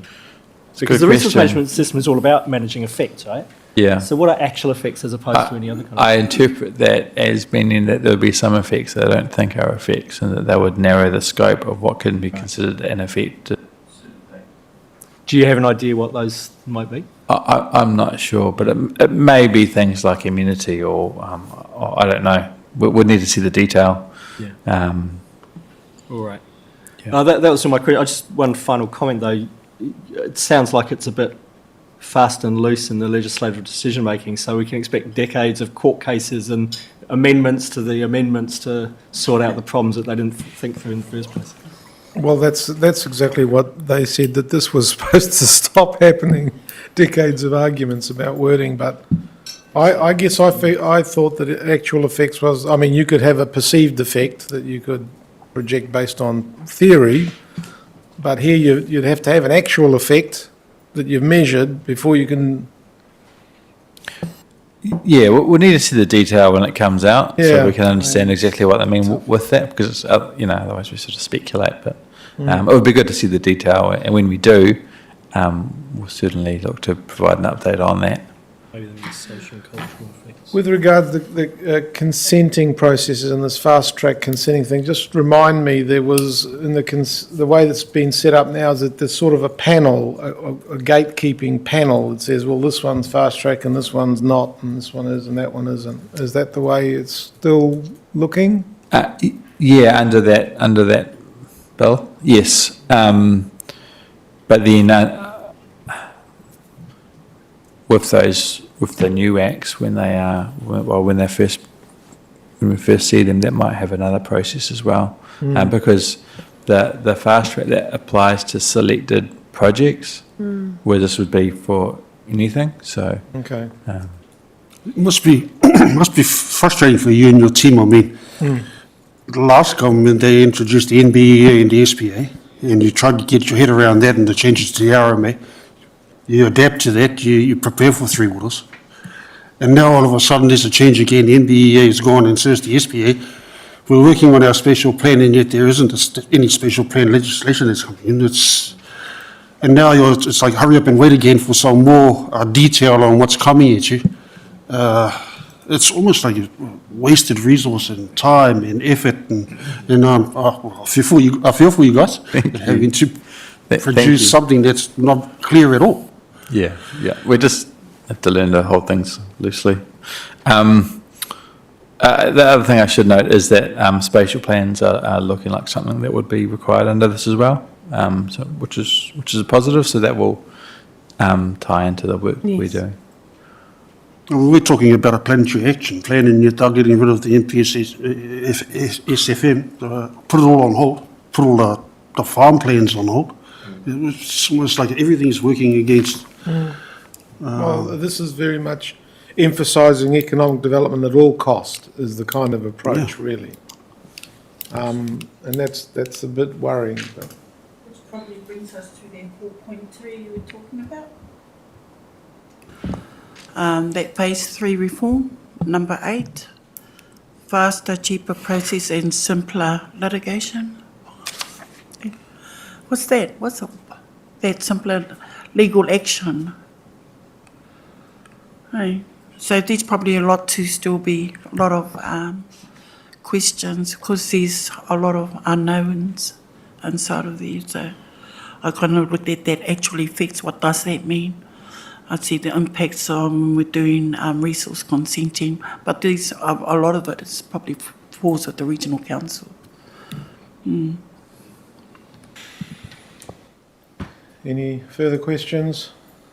I just make a comment. Sure. The Economist Firman Daily talks about the difference between economic growth and uneconomic growth, and I think we may be seeing examples of the latter I guess for now, we're still enveloped in uncertainty, and Nick will give us an update when there is something else to say, but I guess no more questions. I'll ask for a mover, Councillor Rangiako, seconded Councillor James. Any commentary, welcome. If there isn't, I'll put it to the vote. All those in favour? Aye. Against? The ayes have it. Thank you, Nick. Report 7.3, updated EER final 6-monthly climate change report, Jan to June 2024, pages 20 to 83 of the agenda. This is a bit more beefy.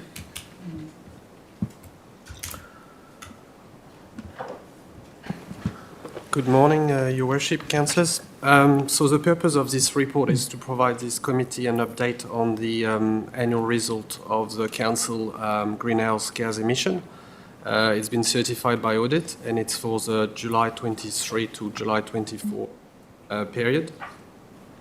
The report covers an increase of greenhouse gas emission by 10% last year. It also covers the reason of the increase, mainly driven by gas and refrigerants, and the impact on our LTP 2434 targets. And it also includes a list of actions that are in place to go towards the right direction and change our emission trend. There is also some more positive news with some significant reduction in the electricity usage. And so it's a final report of also regarding the climate change strategy, which has now been replaced by the climate change pathway. And there will be another report after that one that will go through and provide an update around that climate change pathway. I've got Georgia in our team as a policy analyst that's here as well to provide any clarification or question you may have. Any questions on the report?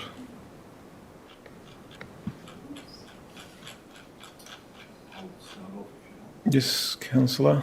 Thank you for your report. Very good. Just in regard to page, can't remember where it is, 7.3, where you talk about electricity, how we've done some really good savings in that. A while ago, I presented to, I actually forwarded an email to Georgina Fletcher, who sent it out, about the chap who lives up Rendell Road in Manuahei, who has been supplying Taupo and Tauranga Council with inline turbines, electrical turbines, that they are putting in a lot of their water systems, etc. And this turbine has the effect of that, especially for the continual pumps, like our reservoirs or our water treatment station or things like that, that this pump then supplies all the electricity required for the whole plant and plus sells back to the grid. Are we looking at things like that? In terms of renewable energy sources, we're not looking at that specifically. We're looking at the solar potential, but there's no reason why we can't have a touch on. I would have thought that if it all requires a insert into a pipeline, that especially for our new ones, like the reservoir we're putting out at McDonald's Road and some of the other reservoirs we're doing, and plus we're looking at Matata sewage, that there should be a real push for us to put that would then supply all the energy for the plant plus more. And I was just wondering if maybe Mr. Chairman, it might be a good idea for him to speak at the next, do a presentation at the next one, just to show us what he's doing with Tauranga and Taupo. And for the 10 minutes before that, and I could arrange that if you like. Yeah, I think that's February the 13th. Interesting. Yep, why not? It seems to be a real savings, and from my information, it's got a payback of 2 years, or 2 to 3 years on one of the ones he's done for Taupo, I think. So to me, that's a real active thing we could do for new installations and maybe retrospect installations. I'll see if I can organise it. Thank you. Thank you. Councillor James and then Councillor Tanchos. Yeah, just on same 7.3 wastewater treatment plant. I mean, that's wastewater is where the bulk of our emissions are, so Yes. that's where we need to be throwing most of our money at. there's been a bit of talk about maybe looking at Fonterra doing a big wastewater treatment plant at Edgecombe and us possibly joining it. Are those talks that are happening, or? I'm not, I'd have to check in with the wastewater team. Yep. Yeah, I can confirm that those talks are underway. The infrastructure team has been involved in those talks for quite some time. And can I add, with the Matata project, I was talking to Bevan the other day, and they are hoping that if that project comes together with a new water treatment plant, that there'll be some significant changes to technologies that will dramatically reduce emissions. Councillor Tanchos? You're just continuing on the wastewater treatment. Yeah, it's a difficult one because you need mass investment to make any change. You can't make incremental changes. But, so the report's saying that the emissions have risen by 17% from the base year. I'm just wondering what's driving the increase in emissions as opposed to them being large but static? Is that... Yes. So how we calculate it is, but so you're talking about the wastewater treatment emissions specifically. Yeah. So that's, I think Nicholas is here actually, if I can invite him up, because he created the emissions calculator for our wastewater treatment plant. There, leak. I did actually, yeah.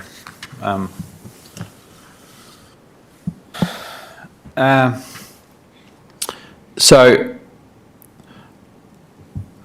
the way that emissions are calculated is based on two main factors, really. One is the methane from the ponds, and the other is the nitrous oxide discharge, which primarily comes about through the discharge from the treated wastewater. And so that's measured by the average nitrogen concentration in the discharge and the total volume of the discharge. So that does fluctuate slightly throughout the process and throughout the year, and the discharge also varies because some years are wetter than others and others are drier. So that means that throughout any given year there will be a slight fluctuation in the emissions, but I wouldn't read too much into that. It's just the way that the calculations are done. We won't see a real big change, a step change in the emissions until there's a different technology used. So for example, a good example is the Mangere wastewater plant up in Auckland.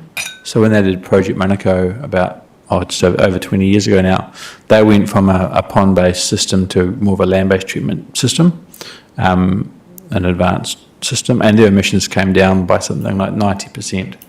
Huge reduction in emissions simply from that technological change. But from our ponds, there's going to be a variation from year to year. It's not based on anything other than just the way that emissions are calculated. Yeah. Just supplementary, so are you saying that, because I mean 17% is quite a large increase, but you're saying that that's not a sustained trend upward, it's simply a fluctuation? There'll be a little bit from population increase, and that's how the methane emissions are calculated. It's a loading on the ponds. Right. But it's also, we take regular measurements of the nitrogen concentrations that are discharged, but we get an average amount, and then it's how much was, what the volume was discharged in the year, so it's a concentration that goes into the calculation that we derive the emissions from. Yeah. Right, thank you. And because it's nitrous oxide, so it's 300 times more potent than carbon dioxide, so a slight small change there can actually have a larger effect. So. Thank you. My other question was around, so looking at the little graph on page 21, which is the percentage of change in emissions from baseline, and this is looking at all emissions. because, the report talks about the savings, quite significant savings in electricity we've made over the years, and we've seen graphs in the past which show that, and that's been like great and impressive and happy news.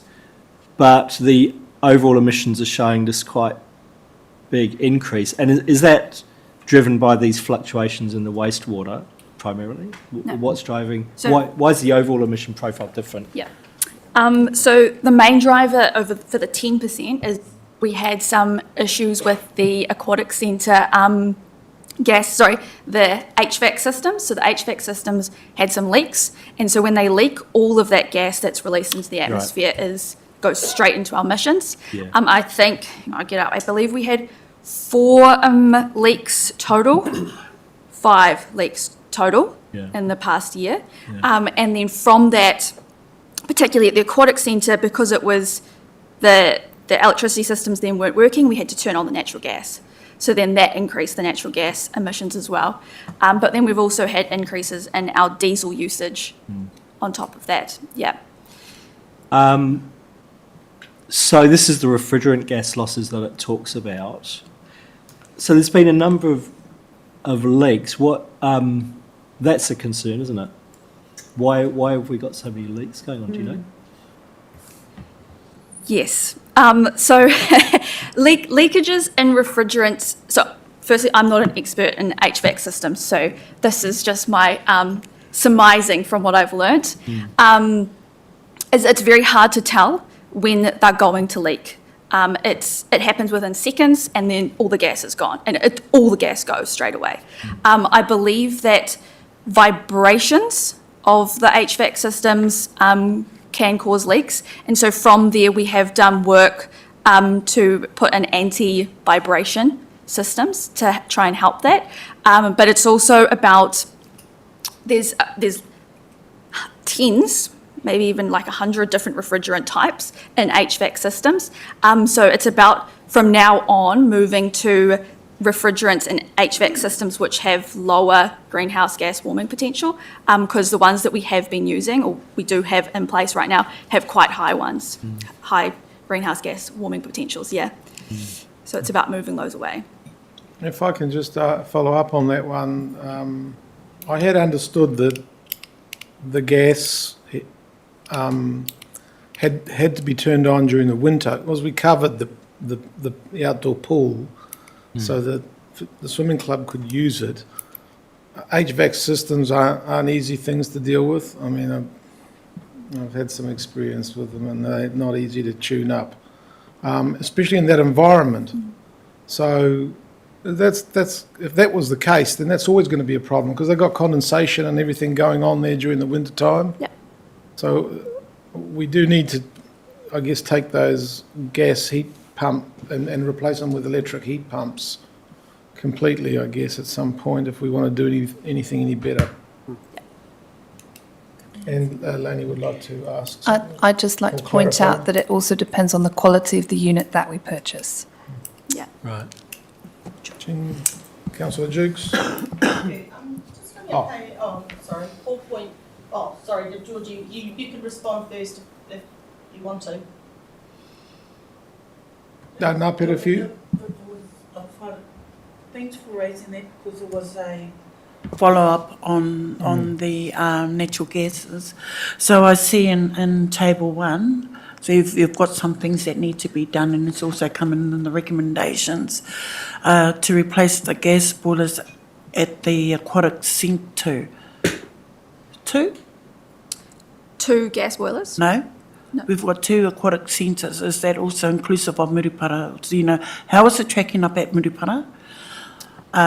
In terms of, is this what this is including? Because it's only got aquatic centre, so I think there's just a focus around the Whakatane Aquatic Centre, but we actually have 2 up at Murupara, and I know we've been having some troubles with our, with what's happening over there as well. So I just wanted to confirm that you're looking at both. Yep, so we do monitor the electricity usage across, I'm pretty sure the Murupara side, I have to get it up. But there's never been a flag of concern with the systems there, but we can always make it into in terms of energy and carbon usage, because that's what I look at. But in terms of that system, I'd be more than happy to add it to check it out on the work plan. It would be really great to do that. Councillor Jukes?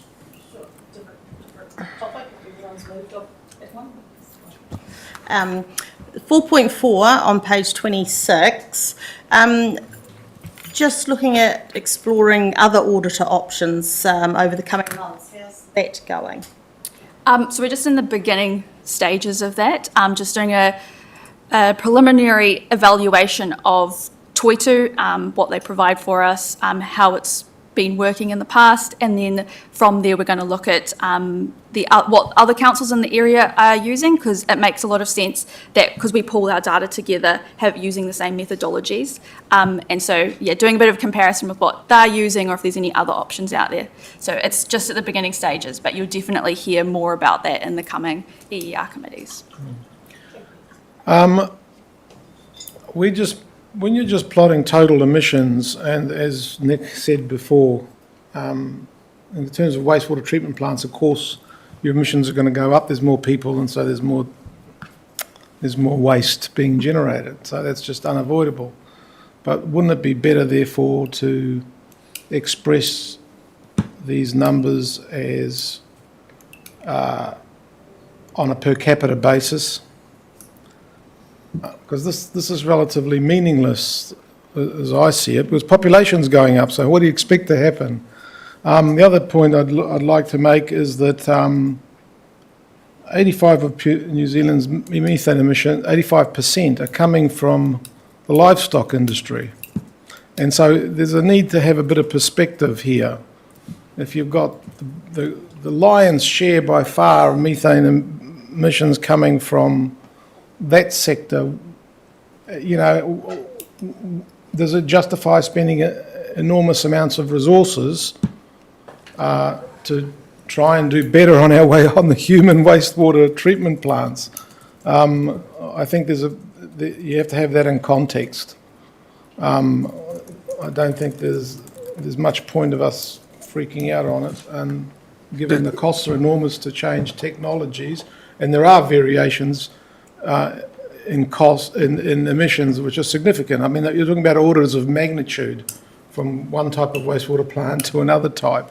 So I would just caution there that if we've got a system that works, trying to spend mega bucks on reducing emissions by a few percent may not be the best use of money. So just to speak to that, so methane and livestock emissions don't come into this at all. This is fully our own organisational boundary. Yeah, I know that. I'm just talking livestock. about in New Zealand wide. Yeah. But we still have to try and reduce our own emissions, or else we're... But then you should normalise by population, because otherwise, what are you saying? I mean, population is going to go up, so the methane emissions are going to go up. End of story. Yep. So if we were calculating on a district-wide basis, then absolutely factors the population. But because this is our organisational boundary, I think it's better if we do an FTE or a per dollar of revenue. That's just what other organisations do. Yeah. If we were doing a district-wide, which we're then factoring in the larger picture of things, then we go on a per population. Yeah, but still, our institution services a population, and the bigger the population, the more we service. So it's still the same thing, I think. But anyway, we're going to carry on with this. Regardless of that, we still have an obligation, as they are saying, to have better treatment plants. I guess the question we need to ask ourselves is, what's our priority? Is it to look after the environment? Was to have a treatment plant that's going to cost us less and less for the ratepayers? But that's a question we need to answer ourselves. So you just says, we're going to save a few dollars, we're going to save some dollars, but you're also in another respect saying we need to look after the environment. So what's our priority? But that was so we can give them the direction. Yeah, but that was the first point I was trying to make. If most emissions, in terms of our environment being the whole country, are coming from one sector, then doing a little bit of tweaking here and adding, reducing a couple of percent is not necessarily significant. It's holistic, right? But anyway, we can debate this till the cows come home. And that's our obligation. Can I just comment on that through through the chair, that the paper is trying to encourage you to consider opportunities to lead and to set an example to others in the community that we don't have control over. But if we make these decisions that do prioritise some of these things, then the hope is that influence could have a ripple effect. Councillor Boynton? Thank you. Sorry to bring it up again, but I noticed there too, there's in the plan of work and what stages that they're at, there's looking at the procurement policy as well, in terms of how we, what resources or services we receive, and to either keep our carbon emissions down or. And again, I bring up the question around the ethical considerations and how that might come into play in terms of procurement, and whether the resources the sources or the way they've obtained those resources that we need to use, if that's considered. I mean, Lainey's just talked about providing leadership in terms of making a statement as an organisation in our community around how do we look at ensuring that what we are purchasing for the organisation comes also from an ethical background, not just necessarily a carbon environment background, because it ties into what I brought up before about the climate change, I suppose, economy and lithium batteries, and in terms of the extraction industry and what contribution that has to mass atrocities. Mass atrocities alone, even the one in Gaza has produced over 60,000 million tonnes of carbon just in 1 year, which is 20 small countries just in 1 year. So when we're looking at, I know that's the big whakapapa, but when we're looking at that standard, we want to be able to provide in leadership, ensuring that we want to make savings on carbon emission and environment and that, but then we're using materials that are actually causing mass harm. So, yeah, kia ora. We are actually working on reviewing our procurement policy at the moment. So there will be some update for Council, I believe, soon. And we've got that in consideration. Thank you. Thank you. Councillor Rangiako, do you still have a question? Yep, I do. 4.10, the land use and built environment. So in your third paragraph around the district plan, requires new build. I know it's going to come through the proposed plan change 4. So we've received that report. Just wanting to understand to exceed requirements of the building code for floor level height, because also in that plan change 4 there's some other things with an existing and then the new, and sometimes those levels kind of don't even make sense. So what is this part saying inside of here? Could we Wait for talk to plan that? change for? Could we talk to the next item? That's great. Cool.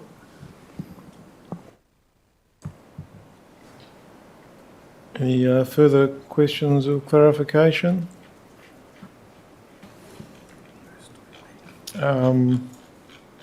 If there aren't, then I will take a mover and a seconder for all 4 together, and then we'll open up for debate. So move Councillor Boynton, seconded Councillor Rangiako.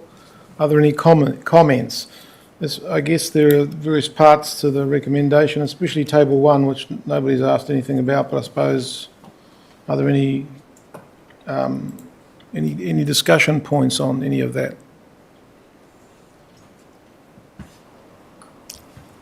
Well, I think it's good we continue to monitor, and I take on board that, we're trying to look after our own house, and show some leadership, so that's absolutely valid. I guess my comments previously were really about bang for the buck and cost benefit analyses. But, other than that, absolutely, we're trying to do better so that other people will look and say, hey, if they can do it, we can do it. All right. Then I have a mover and a seconder. I'll put all four of them together. All those in favour? Aye. Against? Motion passes. Thank you. Climate Change Strategy Action Implementation Update 2024 to 27, Section 7.4, pages 84 to 93 of the agenda. Oh, I thought.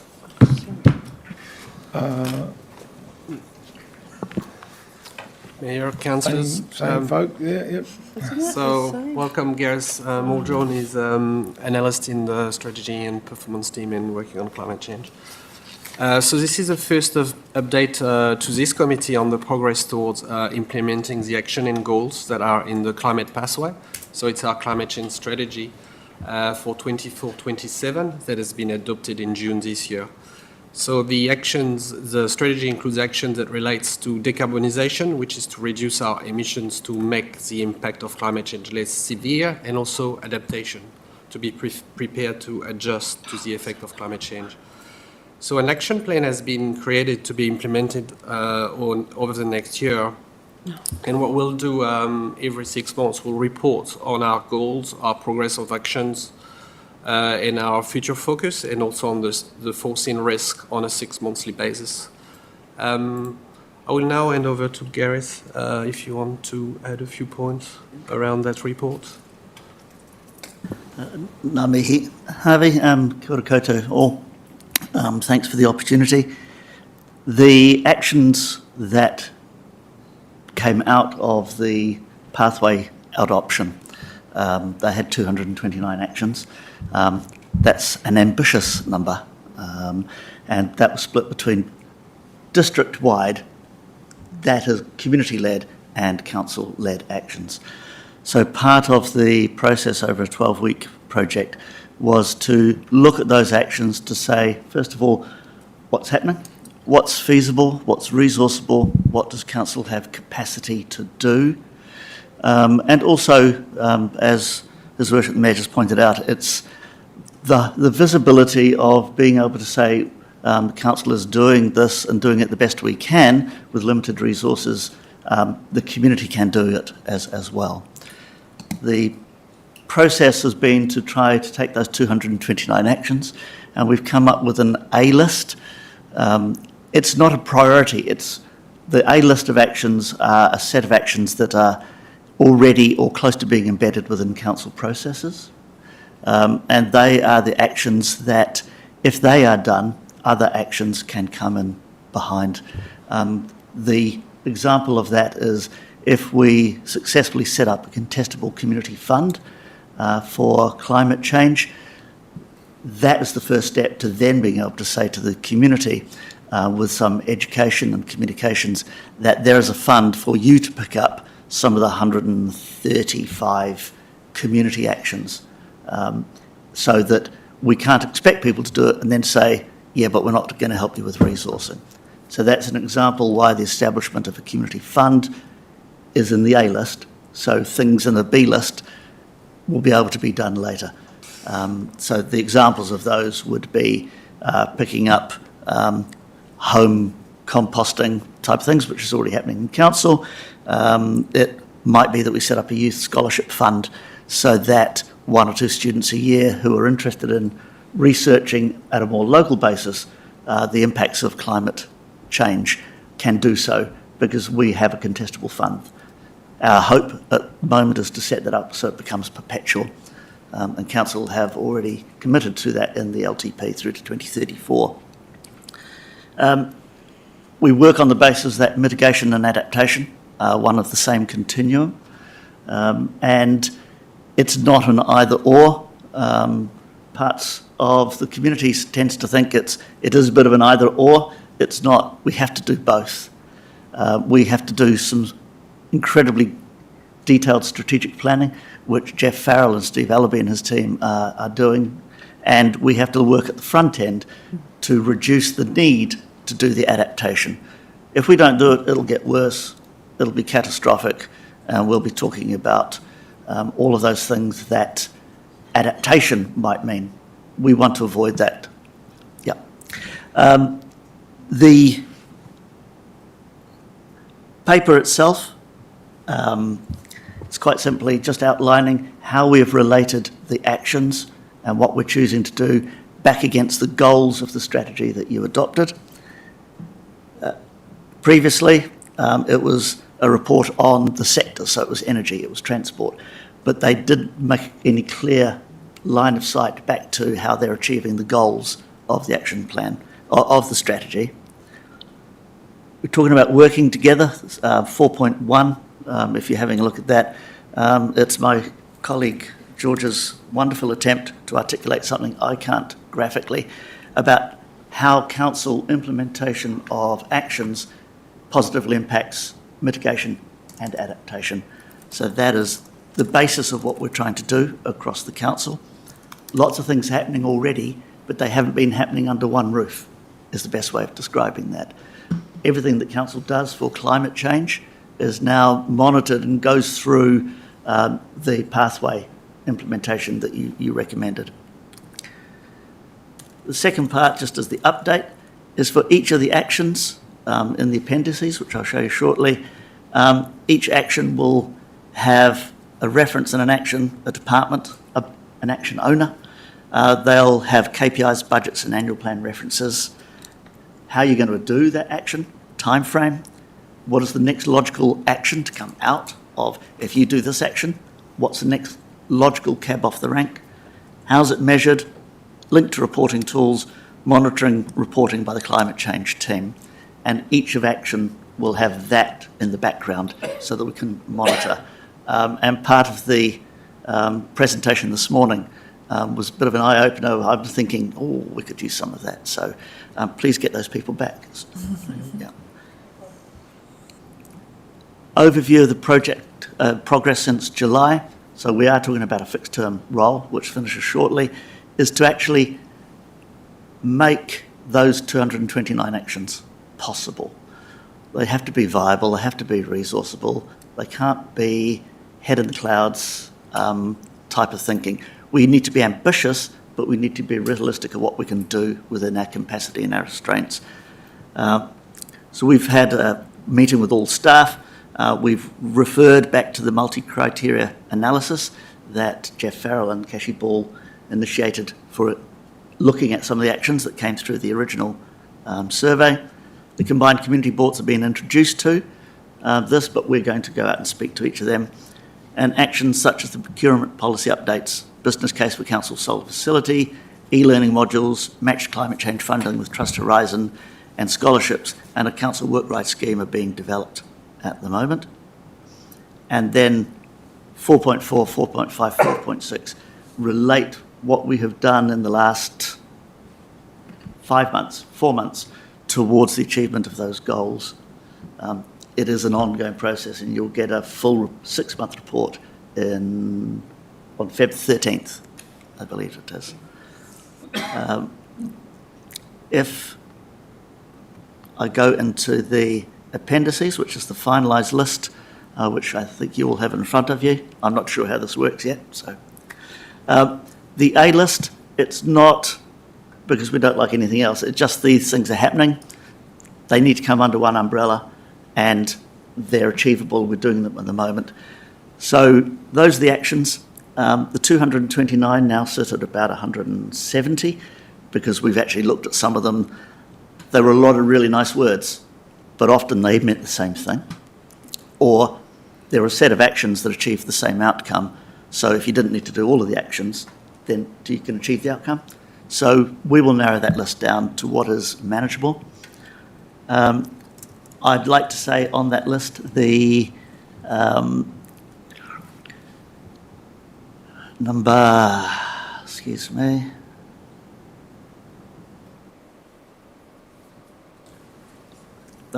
the fund is mentioned in there. It says it's not started, but in fact it is now started. We're working on the criteria. We're meeting with Trust Horizon. Their match funding. Right, okay.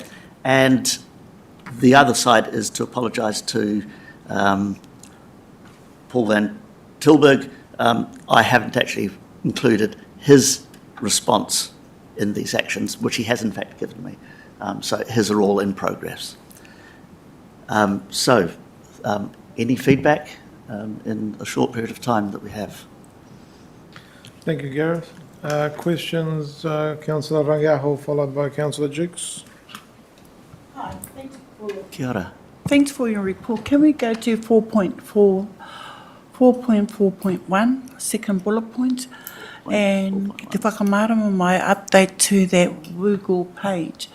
What is that? Because inside of that, there's also something that says about without IP tracking. What's it? Without IP tracking. Okay.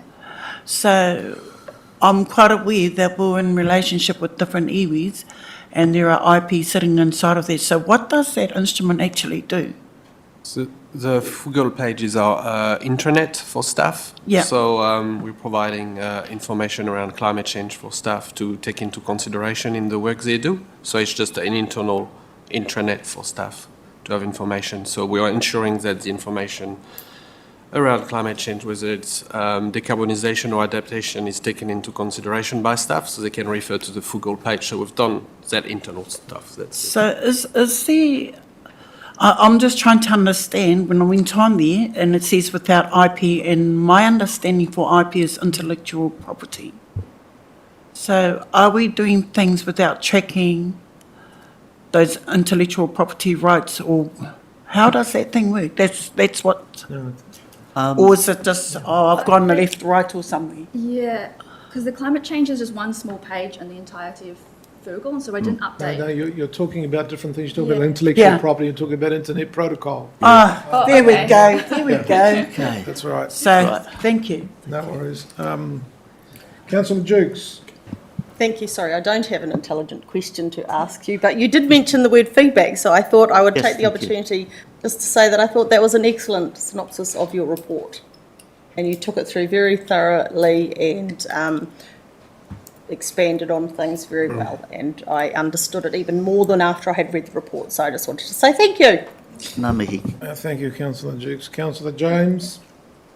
Yeah, I would also like to thank you for the info and that's coming through. This is just a straightforward question that's not saying whether, trying to justify whether it's worth it or not, but have we got a figure on what the cost of all these reports and that are? Because in our last paper there was quite a comprehensive report, obviously come from consultants, that didn't really tell us much that we didn't already know. So there's obviously a dollar figure here, and I would say it's quite high. Have we got an actual figure? Are you talking about the Toy2 audit from Yeah. I believe it's about $30,000.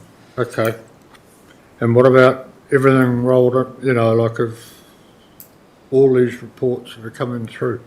Yeah, with regard to the previous report, but also the presentation from the ladies this morning, there are all sorts of different tools, and some of them are becoming automated or using AI technologies.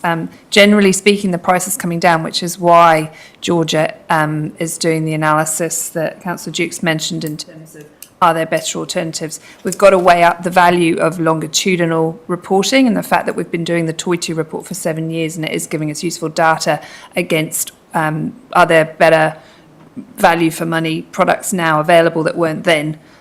So in terms of the kind of approach that we're taking to reporting on whether it be carbon or biodiversity or so on, it's actually it's quite a project in itself to kind of work out the right solution for us at the current time and looking forward. But it does come into that. There's no cost of doing that analysis because it's BAU for the strategy policy team, and that will transition across to the new climate change manager when we eventually get them and their team.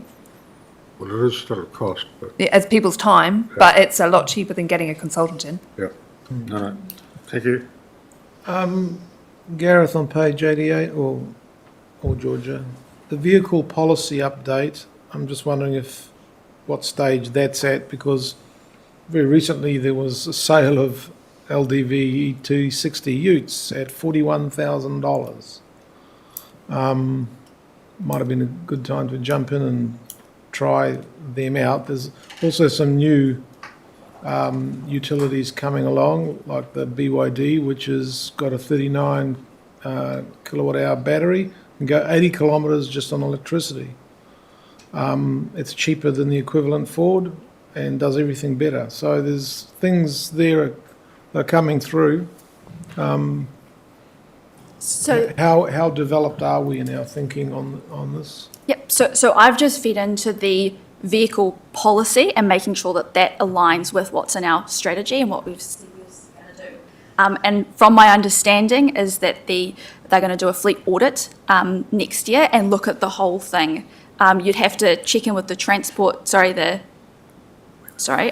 only been here 3 months. So I'm not actually sure which team it sits with, but you'd have to check with that team. I know it's Donna Sparrow and co. So maybe. And you will see that come through in the annual plan as well, because we've identified that as an area to bring through in the annual plan. Yeah. But the fleet audit must be a fairly trivial thing to do. I mean, I've got a list of our fleet at the moment. I mean, we must have that at the press of a button virtually, no? I think it's more about the policy and how frequently the vehicles get upgraded and changed and how they get used and how we monitor use and distances and so on. Yeah.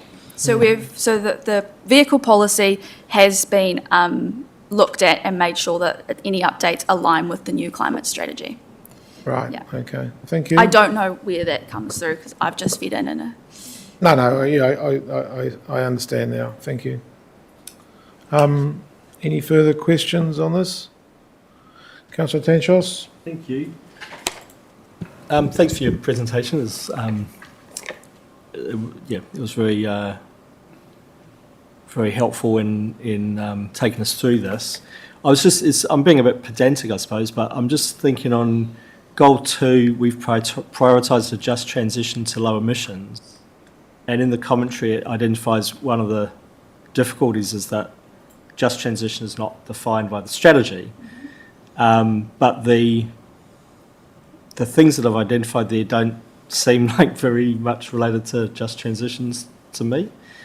Under the next goal, it talks about community engagement and community adaptation plans, which seems to be more to speak to just transitions, because I understand just transitions to be about making sure that in addressing climate change, we're also kind of not exacerbating existing social inequalities and ideally proactively addressing them.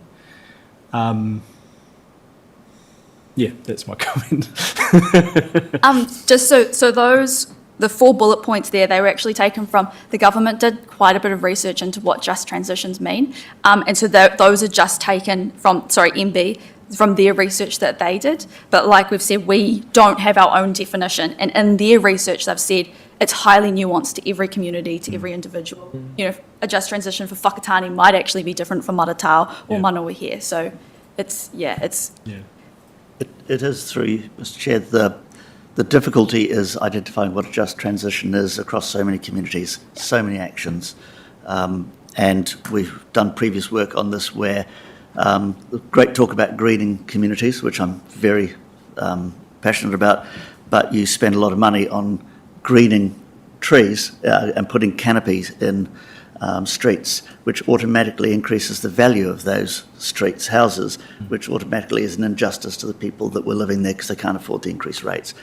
So that's one small thing, and when you get to climate change, I would personally love to be able to see council come up with a definition of just transition for not only this, but the type of things we're doing in future. That would be something. I'm not allowed, don't know if I'm allowed to say that, but yeah. Just a supplementary, I mean, I suppose that's why I'm thinking, if it was me, I would conceptualise the community planning under the just transition more, because part of the difficulty is even understanding what are the unintended consequences, like what you've just mentioned, what they are, and kind of working through. And I would have thought communities themselves might be best placed to identify what those issues are for them and where those potential unintended consequences or injustices might arise. Because, it's working through what it means is quite difficult. I think the work that Jeff and Stephen have been doing on the adaptation, getting right up with the communities and asking them to self-identify what the impacts are and the impact areas is actually a very good tool for identifying what the local community see as a just transition. And I know that they've done that. What's a just transition to solar panels, or what's a just transition to activities that we're asking the community to do? It has to be up to that community, which is why the fund will allow the community to identify what they think should be done, and if they think it should be done, it's going to benefit them, then it is by nature a just transition. But we can't impact that, which is why we've said that council would be getting into difficulties if we try to lead, report and measure all the community-led actions. It couldn't be done. Can I just ask one other supplementary just on that area, because it's an area that does interest me. One of the things that concerns me in terms of adaptation planning, and when we start thinking about managed retreat and some of those big questions, that we've got communities who live, for example, in Ohope, where it's a clearly vulnerable area. The prices of housing in Ohope continues to spiral upward as if climate change wasn't happening. And what worries me is that when the crunch comes, we're going to have these communities expecting ratepayers in Murupara to bail them out because they suddenly are in difficulty. And for me, that's a real justice issue, is who pays the cost of it when these benefits that people have enjoyed for some time are no longer available to them. If I may, one, and then perhaps ask our resident expert, Jeff, to answer that question. But I do believe in the second reading of the adaptation, or the second adaptation plan, there's a one bullet point in there that says the ramifications or the impact on people's personal wealth is not something that will be considered by government or agencies. It's tucked away. You have to read it, and as somebody in Ohope, I read it. It is a real issue, but it's way out of my area, and Jeff is, if that's okay. Yep. Hey, Jeff. Moreno. Where it's at nationally is the previous government organised an expert working group to look into the funding of managed retreat. This new government came in and got rid of the expert working group but set up an advisory group. And the select committee recently heard submissions on both the managed retreat and another document. The recommendations from the select committee were to support the previous expert working group's recommendations about funding for managed retreat. Right. That's still to be debated in Parliament, and so there's a high degree of uncertainty, but it's a big issue, and it's probably the biggest issue around climate change in New Zealand in terms of adaptation. Yeah, thank you, Jeff. Yeah, I mean, at one of the sector meetings last year, this sort of issue was raised. There was a couple of lawyers there. I think at the end of it, there was it's in the too hard basket, because 40% of the country lives around the coast. How are they going to all be bailed out? So it's a difficult one. And what's just and fair, we could talk about that forever too, I suppose, but it's very difficult. Yeah. Thank you, guys. Any further questions? No? Yeah, I have a mover, Councillor Duke, seconder, Councillor Boynton. Any comments? If not, I'll put the motion. All those in favour? Aye. Against? Thank you very much. And now the one we've all been waiting for, proposed plan change 4.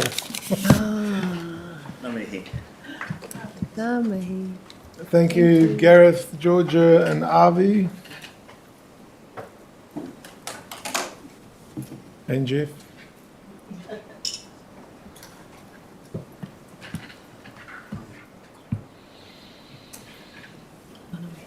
Nicholas, again.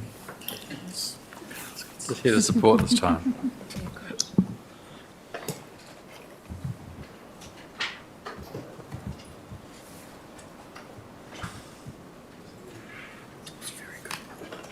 Yes.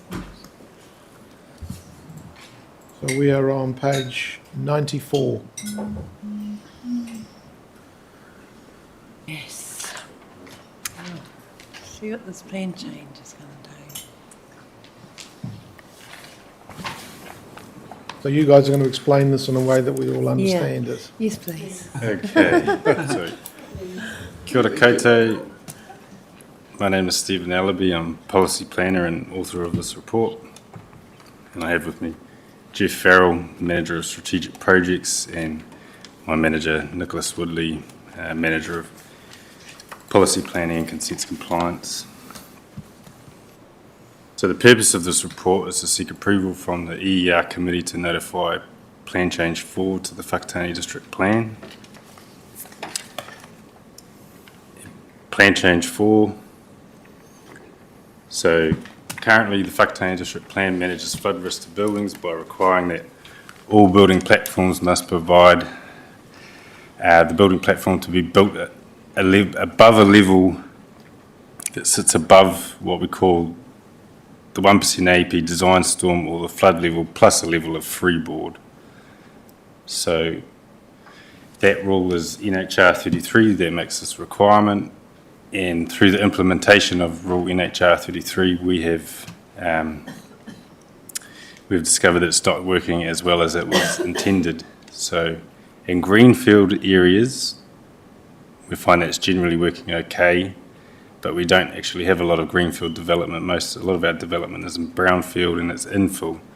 And in those areas, it's not working so well because the rule, as it's written, has ambiguity and it's hard to apply, and that wording makes it difficult for people to be able to use piled foundations to raise their building above this 1% AEP design level, this flood level, plus freeboard.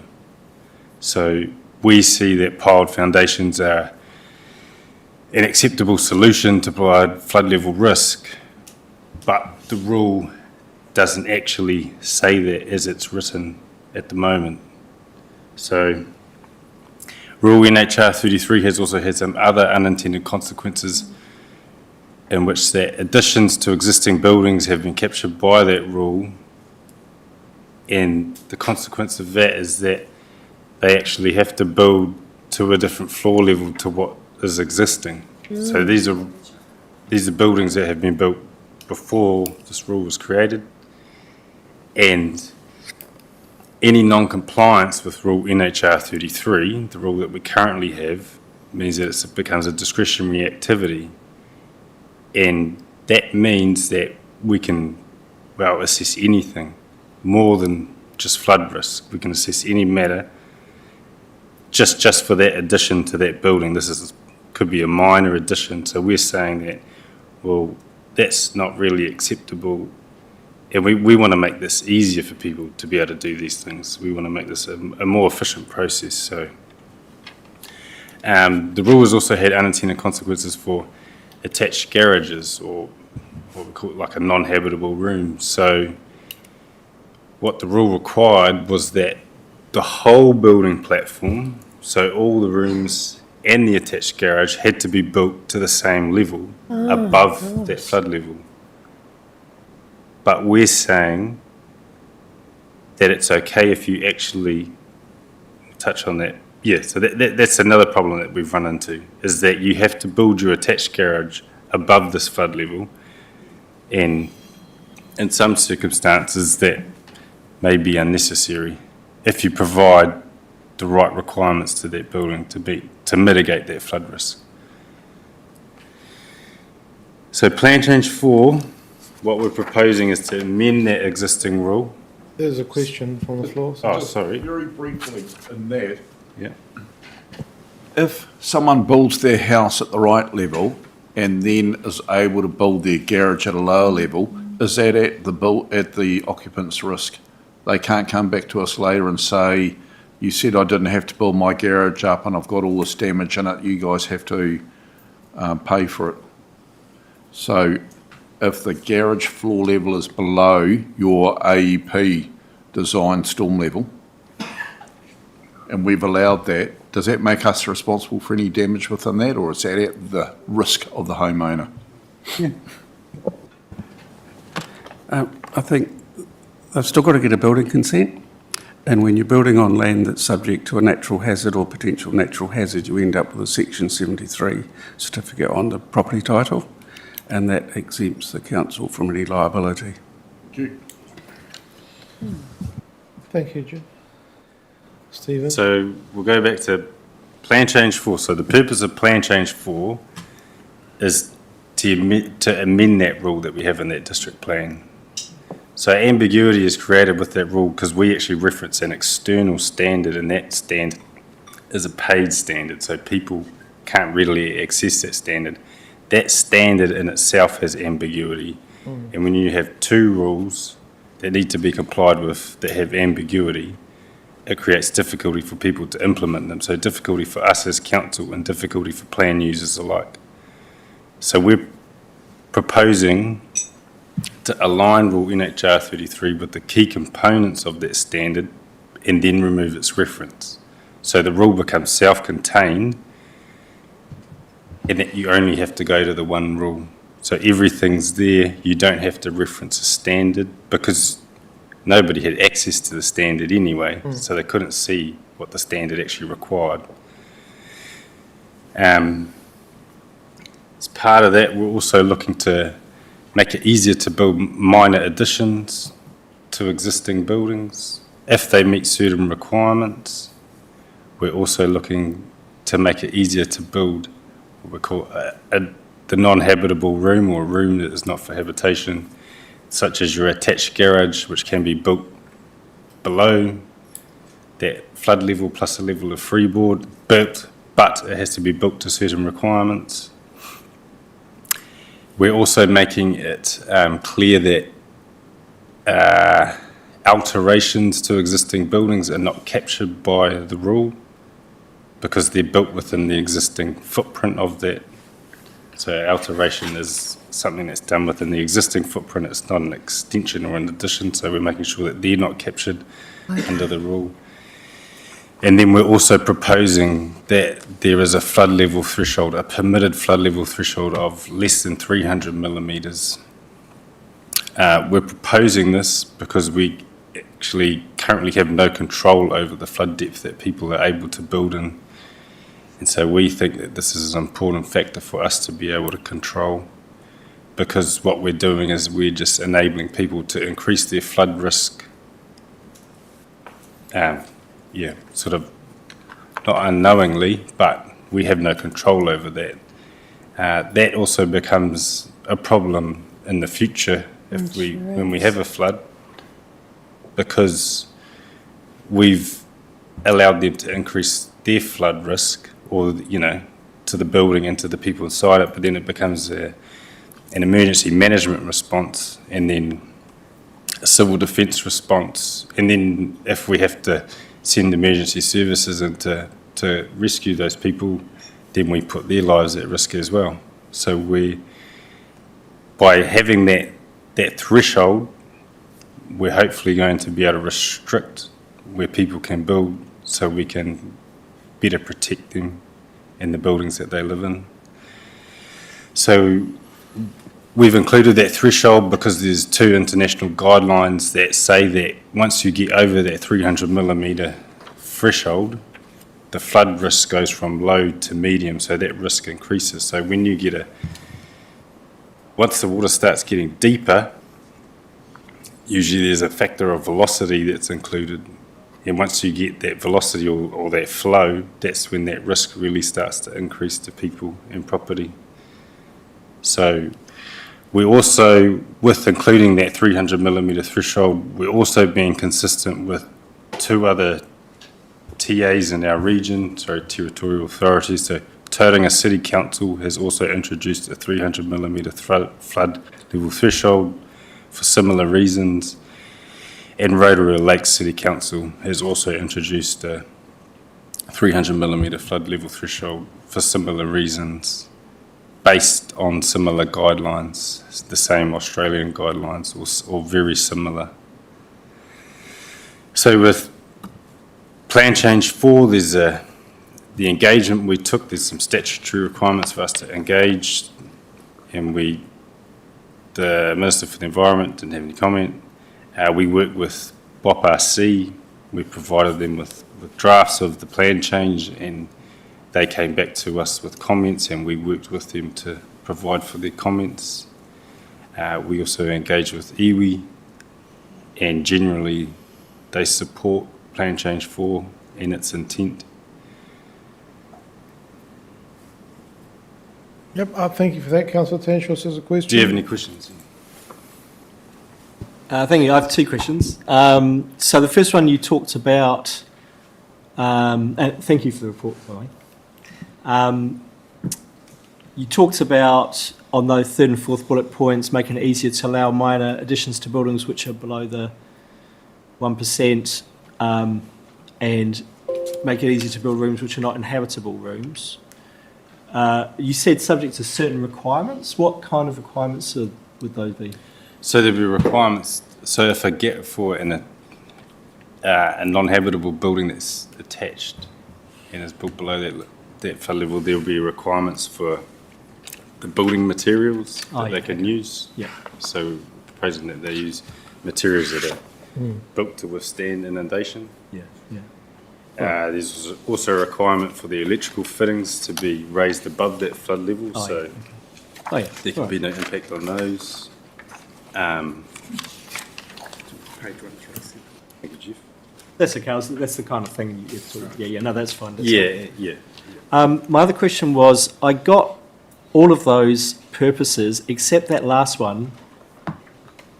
I couldn't understand that at all. The flood level threshold. Yeah.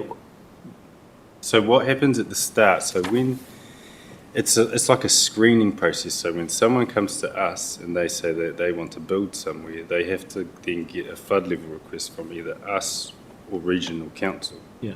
So in that flood level request, we provide them, we either say you're identified to be affected by flooding through flood modelling, or you're not. Yeah. So if you're not, you just, normal building code requirements apply. Yeah. But if you are, we can provide you with what is essentially a height above ground level, or the level of ground, and that depth of what the flood might be. Yeah. So if that depth is below that threshold, The flood level depth. the flood level depth. Right. Okay. I got you. It's below that. Yeah. Right. You're okay. That's the thing that wasn't quite clicking for me. I didn't Okay. quite get it. Right. Thank you. That's great. Councillor Rangiao, did you have one? I did. Followed by Councillor Boynton, followed by Councillor Rice. Thank you. The scenario you provided was a true story for one of the residents who's respected kaumātua of Ruatoki who passed away. But he raised those kind of questions. He couldn't understand that. And to see the change to make it easier for whānau who have 16, because I did a site visit. I was invited out to Ruatoki to do a site visit, and he just couldn't get his head around it. We did the visual, it didn't make sense.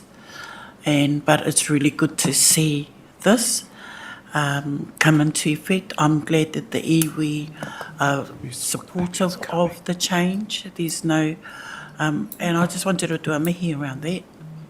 I didn't understand the jargon. Thank you for explaining the jargons, NHR 33, just really just alphabets and numbers.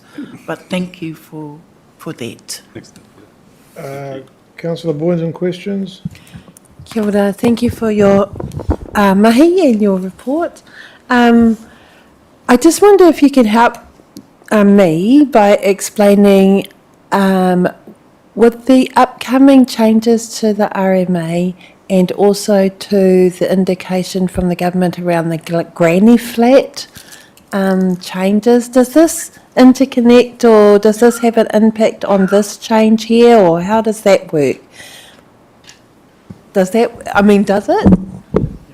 Yeah. Really good question. This plan change, So the changes to the granny flats will mean that the activity of doing the granny flat becomes easier. Yeah. This controls the flood levels of that, so it's slightly different things that it's controlling. Yep. Just wanted, I was trying to see how it all connected. Councillor Thank you. Riles, question? Thank you, Worship. Just going back to Councillor Tantos's question, with regards a new build, for example, you say that we can go ahead and get a flood modelling by either the council or the regional council. Do they talk to one another? My point being that you actually, WDC issues the building consent. At what stage, if there's any concern, does that conversation take place between regional council and district council?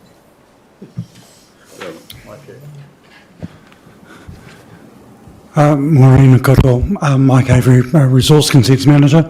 So the Regional Council have responsibility for providing flood modelling for all areas outside of the Whakatane urban area. And within the Whakatane urban area, that's this area contained by the river and the escarpment. The flood modelling is carried out by the Whakatane District Council.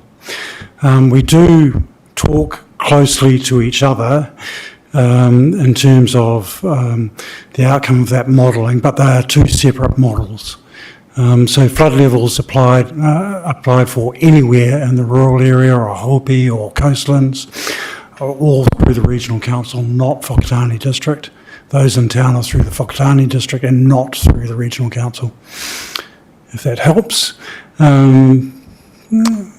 The flood level advice is given, there's an online portal on both councils' websites.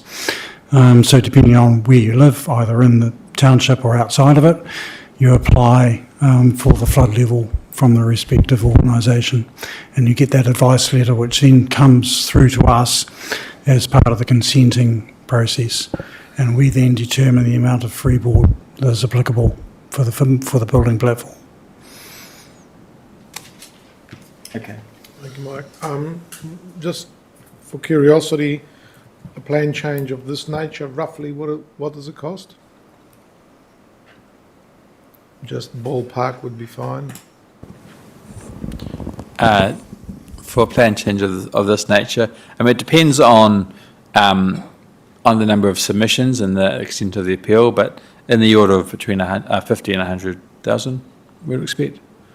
At the lower end, if there's not many submissions and it's a fairly brief hearing, if it gets bigger, then those costs can exceed.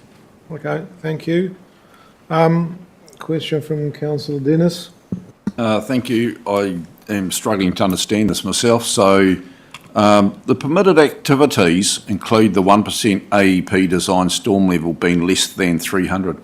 I'm a bit confused about that. So you're saying that we will tell them the level of the AEP 1% AEP design storm level, but they're allowed to go 300 less than that. No, they have to be less than that 300 level. Why does it have to be less than that? Why can't it be more? Because that means that it's a higher flood level. Are you saying this is for any building? Yeah, it's just the way the wording is. It says we're going to give them the design storm level, yeah, and then less 300, or we saying it's the actual platform will be 300 more than the level we give them?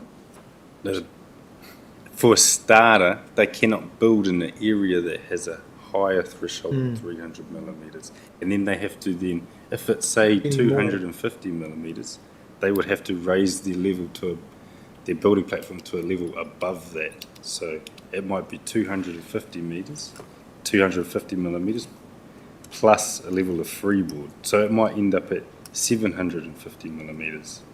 So it's that protection level above. I'm a bit hung up on that less than 300. We might talk to you afterwards about that. Can I yeah. Gavin, Yeah. I think what he's saying is it's 300 above ground level, right? Yeah. 300. But The can't flood, be the more flood than is that, 300 right? above ground level. Yeah, good. Perhaps if I could just intervene. I think the idea of the 300 millimetres is water flow above ground surface. And so what we don't want to see is more intensive development in areas that are subject to intense flooding and deep flooding. And so the 300 has been used internationally and nationally as a depth which is generally safe for most people, including children, as long as the velocity is not strong. And so the idea, Councillor Dennis, is actually not to encourage development in areas that flood more than 300 millimetres. If they do flood more than 300 millimetres, we're not saying you can't do it. What we're saying is that you then go through a resource consent process. And so the idea of this plan change is not to require unnecessary bureaucratic processes for simple additions and uninhabitable buildings where there's not a need for it. But if the flood depth is greater than 300 millimetres for habitable buildings, then there is a set of discretionary criteria that an application would need to satisfy for a resource consent to be approved. Okay, so let's go into this further. So there's a few other things. So you talk about a level of freeboard, but we'd actually mention what that is. Is that so that we can differ what it is depending which location they're building in? Well, often freeboard is prescribed in the New Zealand Standard 4404, and it's typically 500 millimetres, and that covers imprecisions and modelling and so on. Depending on the confidence that modellers have on the inputs that go into them, that freeboard may vary slightly, and so that it can be adjusted.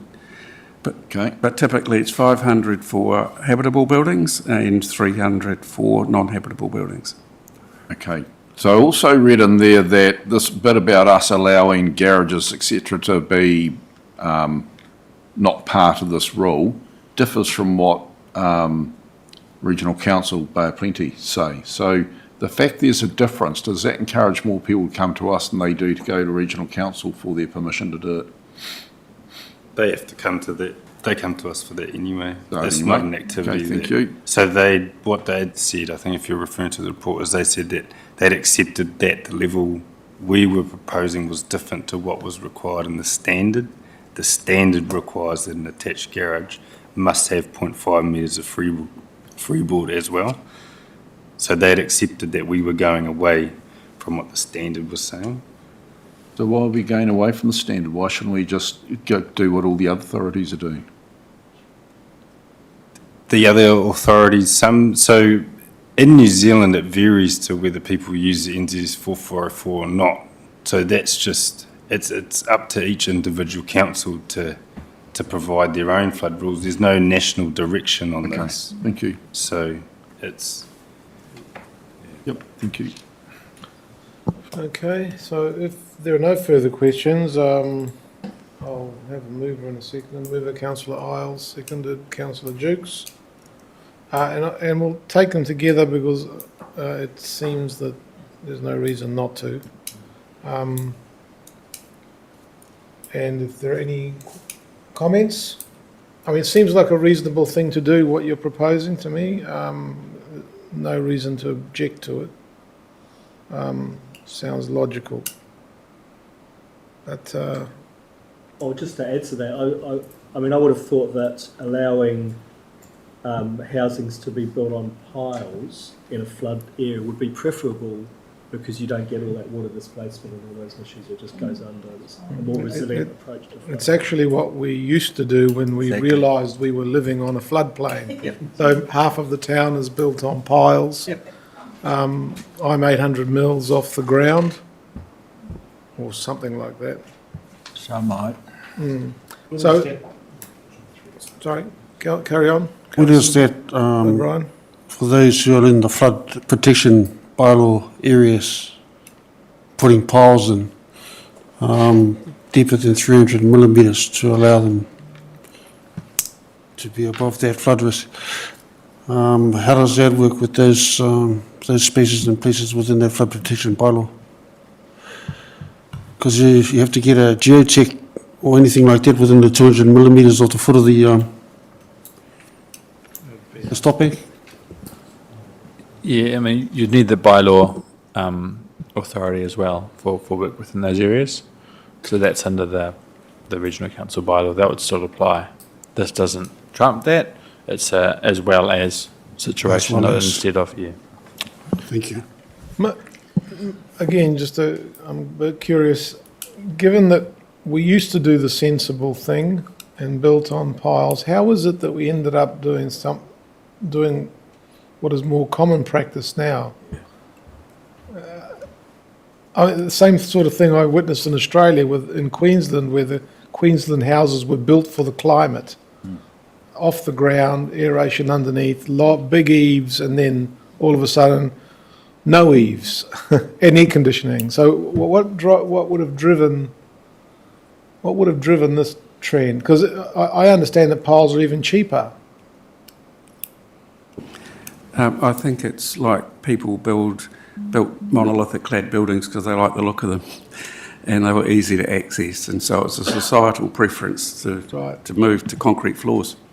And there wasn't the information around sort of flood depths and flood modelling to sort of say, well, is this such a good idea or not? And we've got a lot more information now. But yes, and I think the other thing too, which hasn't been really picked up, is the small additions to existing houses are designed to, the area restricts how much that will be. But without having that provision in the proposed plan change, people would end up having steps inside the house to access a small bedroom. And often those small additions are when the family's extended, they've had a couple of babies, they want to separate their children out. And so they become trip hazards in that. And so we're better off to say, look, we're not increasing the overall risk within that household. Why shouldn't we make it easy for people to continue to function as they should? Okay, thank you, gentlemen. I'll just put it to the vote then. All those in favour? Aye. Against? Motion passes. Thank you very much. Thank you. And now for the last report, which is the annual plan 2025-26 project commencement. Bevan, are you speaking to this? Or is it Holly? Harvey and Holly. Ah. Holly and Harvey. Harvey and Holly.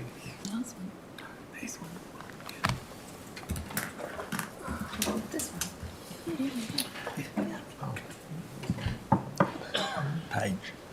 Hi, it's on page 149 to 153 of your agendas. Morning, Mayor, Councillors. So the annual plan will look at updating and implementing the second year of the Whakatane District Council LTP. So that's the year 25-26. And this paper is around the proposed approach and the time frame around the annual plan project. So the purpose of the annual plan is to allow for some variation to what's in the is in the year 2 of the LTP, and it needs to be adopted by the end of the financial year, so by June 2025. If the proposed variations are not of a significance or material magnitude, then consultation is not necessarily required. So the purpose of today is to confirm the Council's approach to the annual plan, so staff can start progressing the project. And Holly Allison in the strategy and performance team will go briefly through the proposed approach and the time frame. Thank you, Harvey. Kia ora, Council. Our proposed approach for this annual plan acknowledges that we've recently adopted our long-term plan, which sets our work program. As such, significant changes are not desired. Within the long-term plan, we proposed a rates increase of 12.7% for the 25-26 year, which we are proposing today to maintain or slightly reduce by identifying potential savings to alleviate the rating impact on the community. Changes to fees and charges will largely be inflationary. We intend to bring a version 1 budget to council briefing on the 4th of December. This is to work through the changes that have been proposed following the direction that we will receive today, and also include changes to interest rates and inflation. If required, consultation will commence in March with, like Harvey said, final adoption on the 26th of June 2025. Thank you. Thank you. Any questions, Councillor Isles? My concern is year 1 is 12.7 intended. Year one is this year. Sorry, year two. Yeah. Year two at 12.7.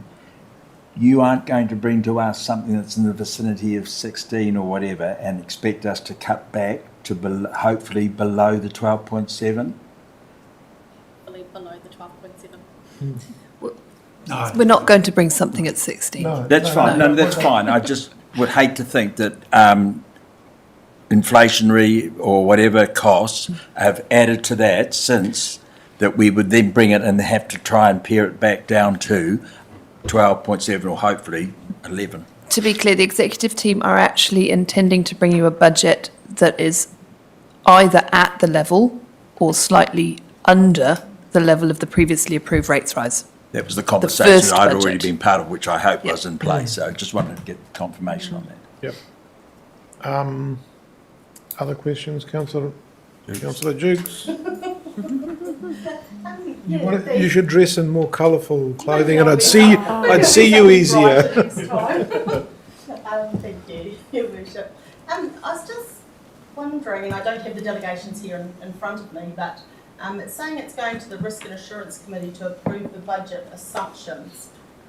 I would have thought maybe that should be the Finance and or Performance Committee, because that's audit and risk, and that was finance, but. We looked at the delegation register, and for approval of budget for LTP and annual plan, it goes to that committee, yeah. I think maybe that's something council probably should need to look at. Can I just ask, is this, it seems a bit unusual, I don't remember us doing this sort of thing in the past? Doing what? A project about a project. What, a project about a project? I don't remember us doing this sort of thing before. So we've obviously done it for the LTP, it's now an annual plan, but before we start doing more work, we just wanted to be sure that the council was happy with the proposed approach. Okay. To avoid any risk around time frame. As a point of clarification, in the 3 years I've been here, as GM, I've always made sure that when we're doing a annual plan, the first step is bring the project plan for approval to the council, and then following that, then we move into the budget. I must have just forgotten, I suppose, And it's transparency again to our ratepayers. No, that's fair enough. I just don't remember doing it. But anyway, it doesn't mean anything. Fair enough. Thank you. Any further? Any further questions? I'm happy to move. Mover, Councillor Isles. Seconder, Councillor James. Any discussion or observations or whatever? I'll just make a comment. I think it's great that we've got a plan that is strongly committed to not increasing the level of rates and in fact decreasing them. We've got a eased environment, interest rates are starting to ease, inflation starting to ease, so that's all helpful. And I think if we can identify some ways of being more efficient delivering next year's program, that's fantastic. Full commendation to staff. Can I just make sure everyone understands it's not that we're going to be decreasing rates, that we're not going to increase the previous rates increase. But you're going to Just- do your best. just to be clear. You're going to do your best to That's slightly right, decrease. that's the intention, the intended approach. Thank you. Okay. Decrease the increase. You've hedged your bets. Yeah. So we all understand that? All right then. Point of discussion, go ahead. Oh, just a tautoko the kōrero around having that kind of positive direction from the outset. But just supporting the positive part of knowing where this is heading, but also to I've also wanted to highlight that our communication and our comms too around in the lead up to that, so that we also kick that off publicly, so that we're shaping that and we're not landing ourselves in the reactive mode or defensive mode when it comes to us leading up to our annual plan. And if we're able to maintain that kind of positive narrative in our comms, that would be helpful. Councillor Dennis.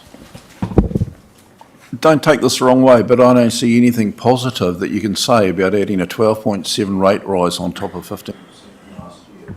I would like to think that the measure would be that we are going to try as desperately as we can to reduce it from the 12.7 to something that's a bit more livable and manageable by the people, given the fact that the economic circumstances of most people have got worse and not better, even though the interest rates are coming down.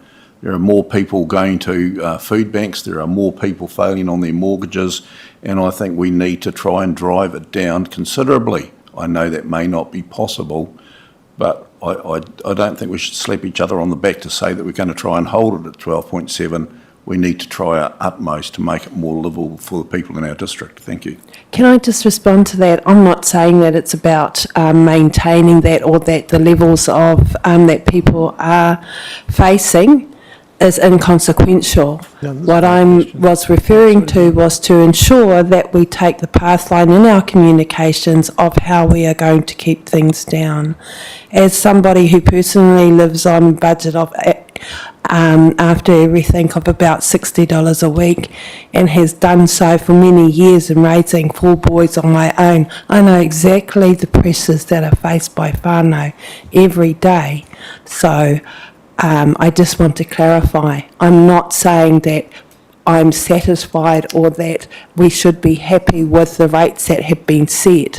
What I'm saying is that our way in which we communicate is in a way that shows our commitment to ensuring we are looking after our communities. Yeah, for those that were not around on Friday, there is a glimmer of light at the end of the tunnel, according to Brad Olson. And let me remind people that inflation is a rate of increase per year. It doesn't mean to say that any prices have gone down, they're just going up at a lower rate. So I don't see the cost of living crisis going away anytime soon. So I'd applaud any effort to get a percentage point or two off that number. That would be great, but we understand that we understand what you said. So, all those in favour? Aye. Against? Motion passed. Thank you very much. And that brings us to the end of our meeting. Thank you, everybody. Councillor Rangiako, would you like to close it off, please? Okay, kia ora tātou. Me katiwa tātou hui.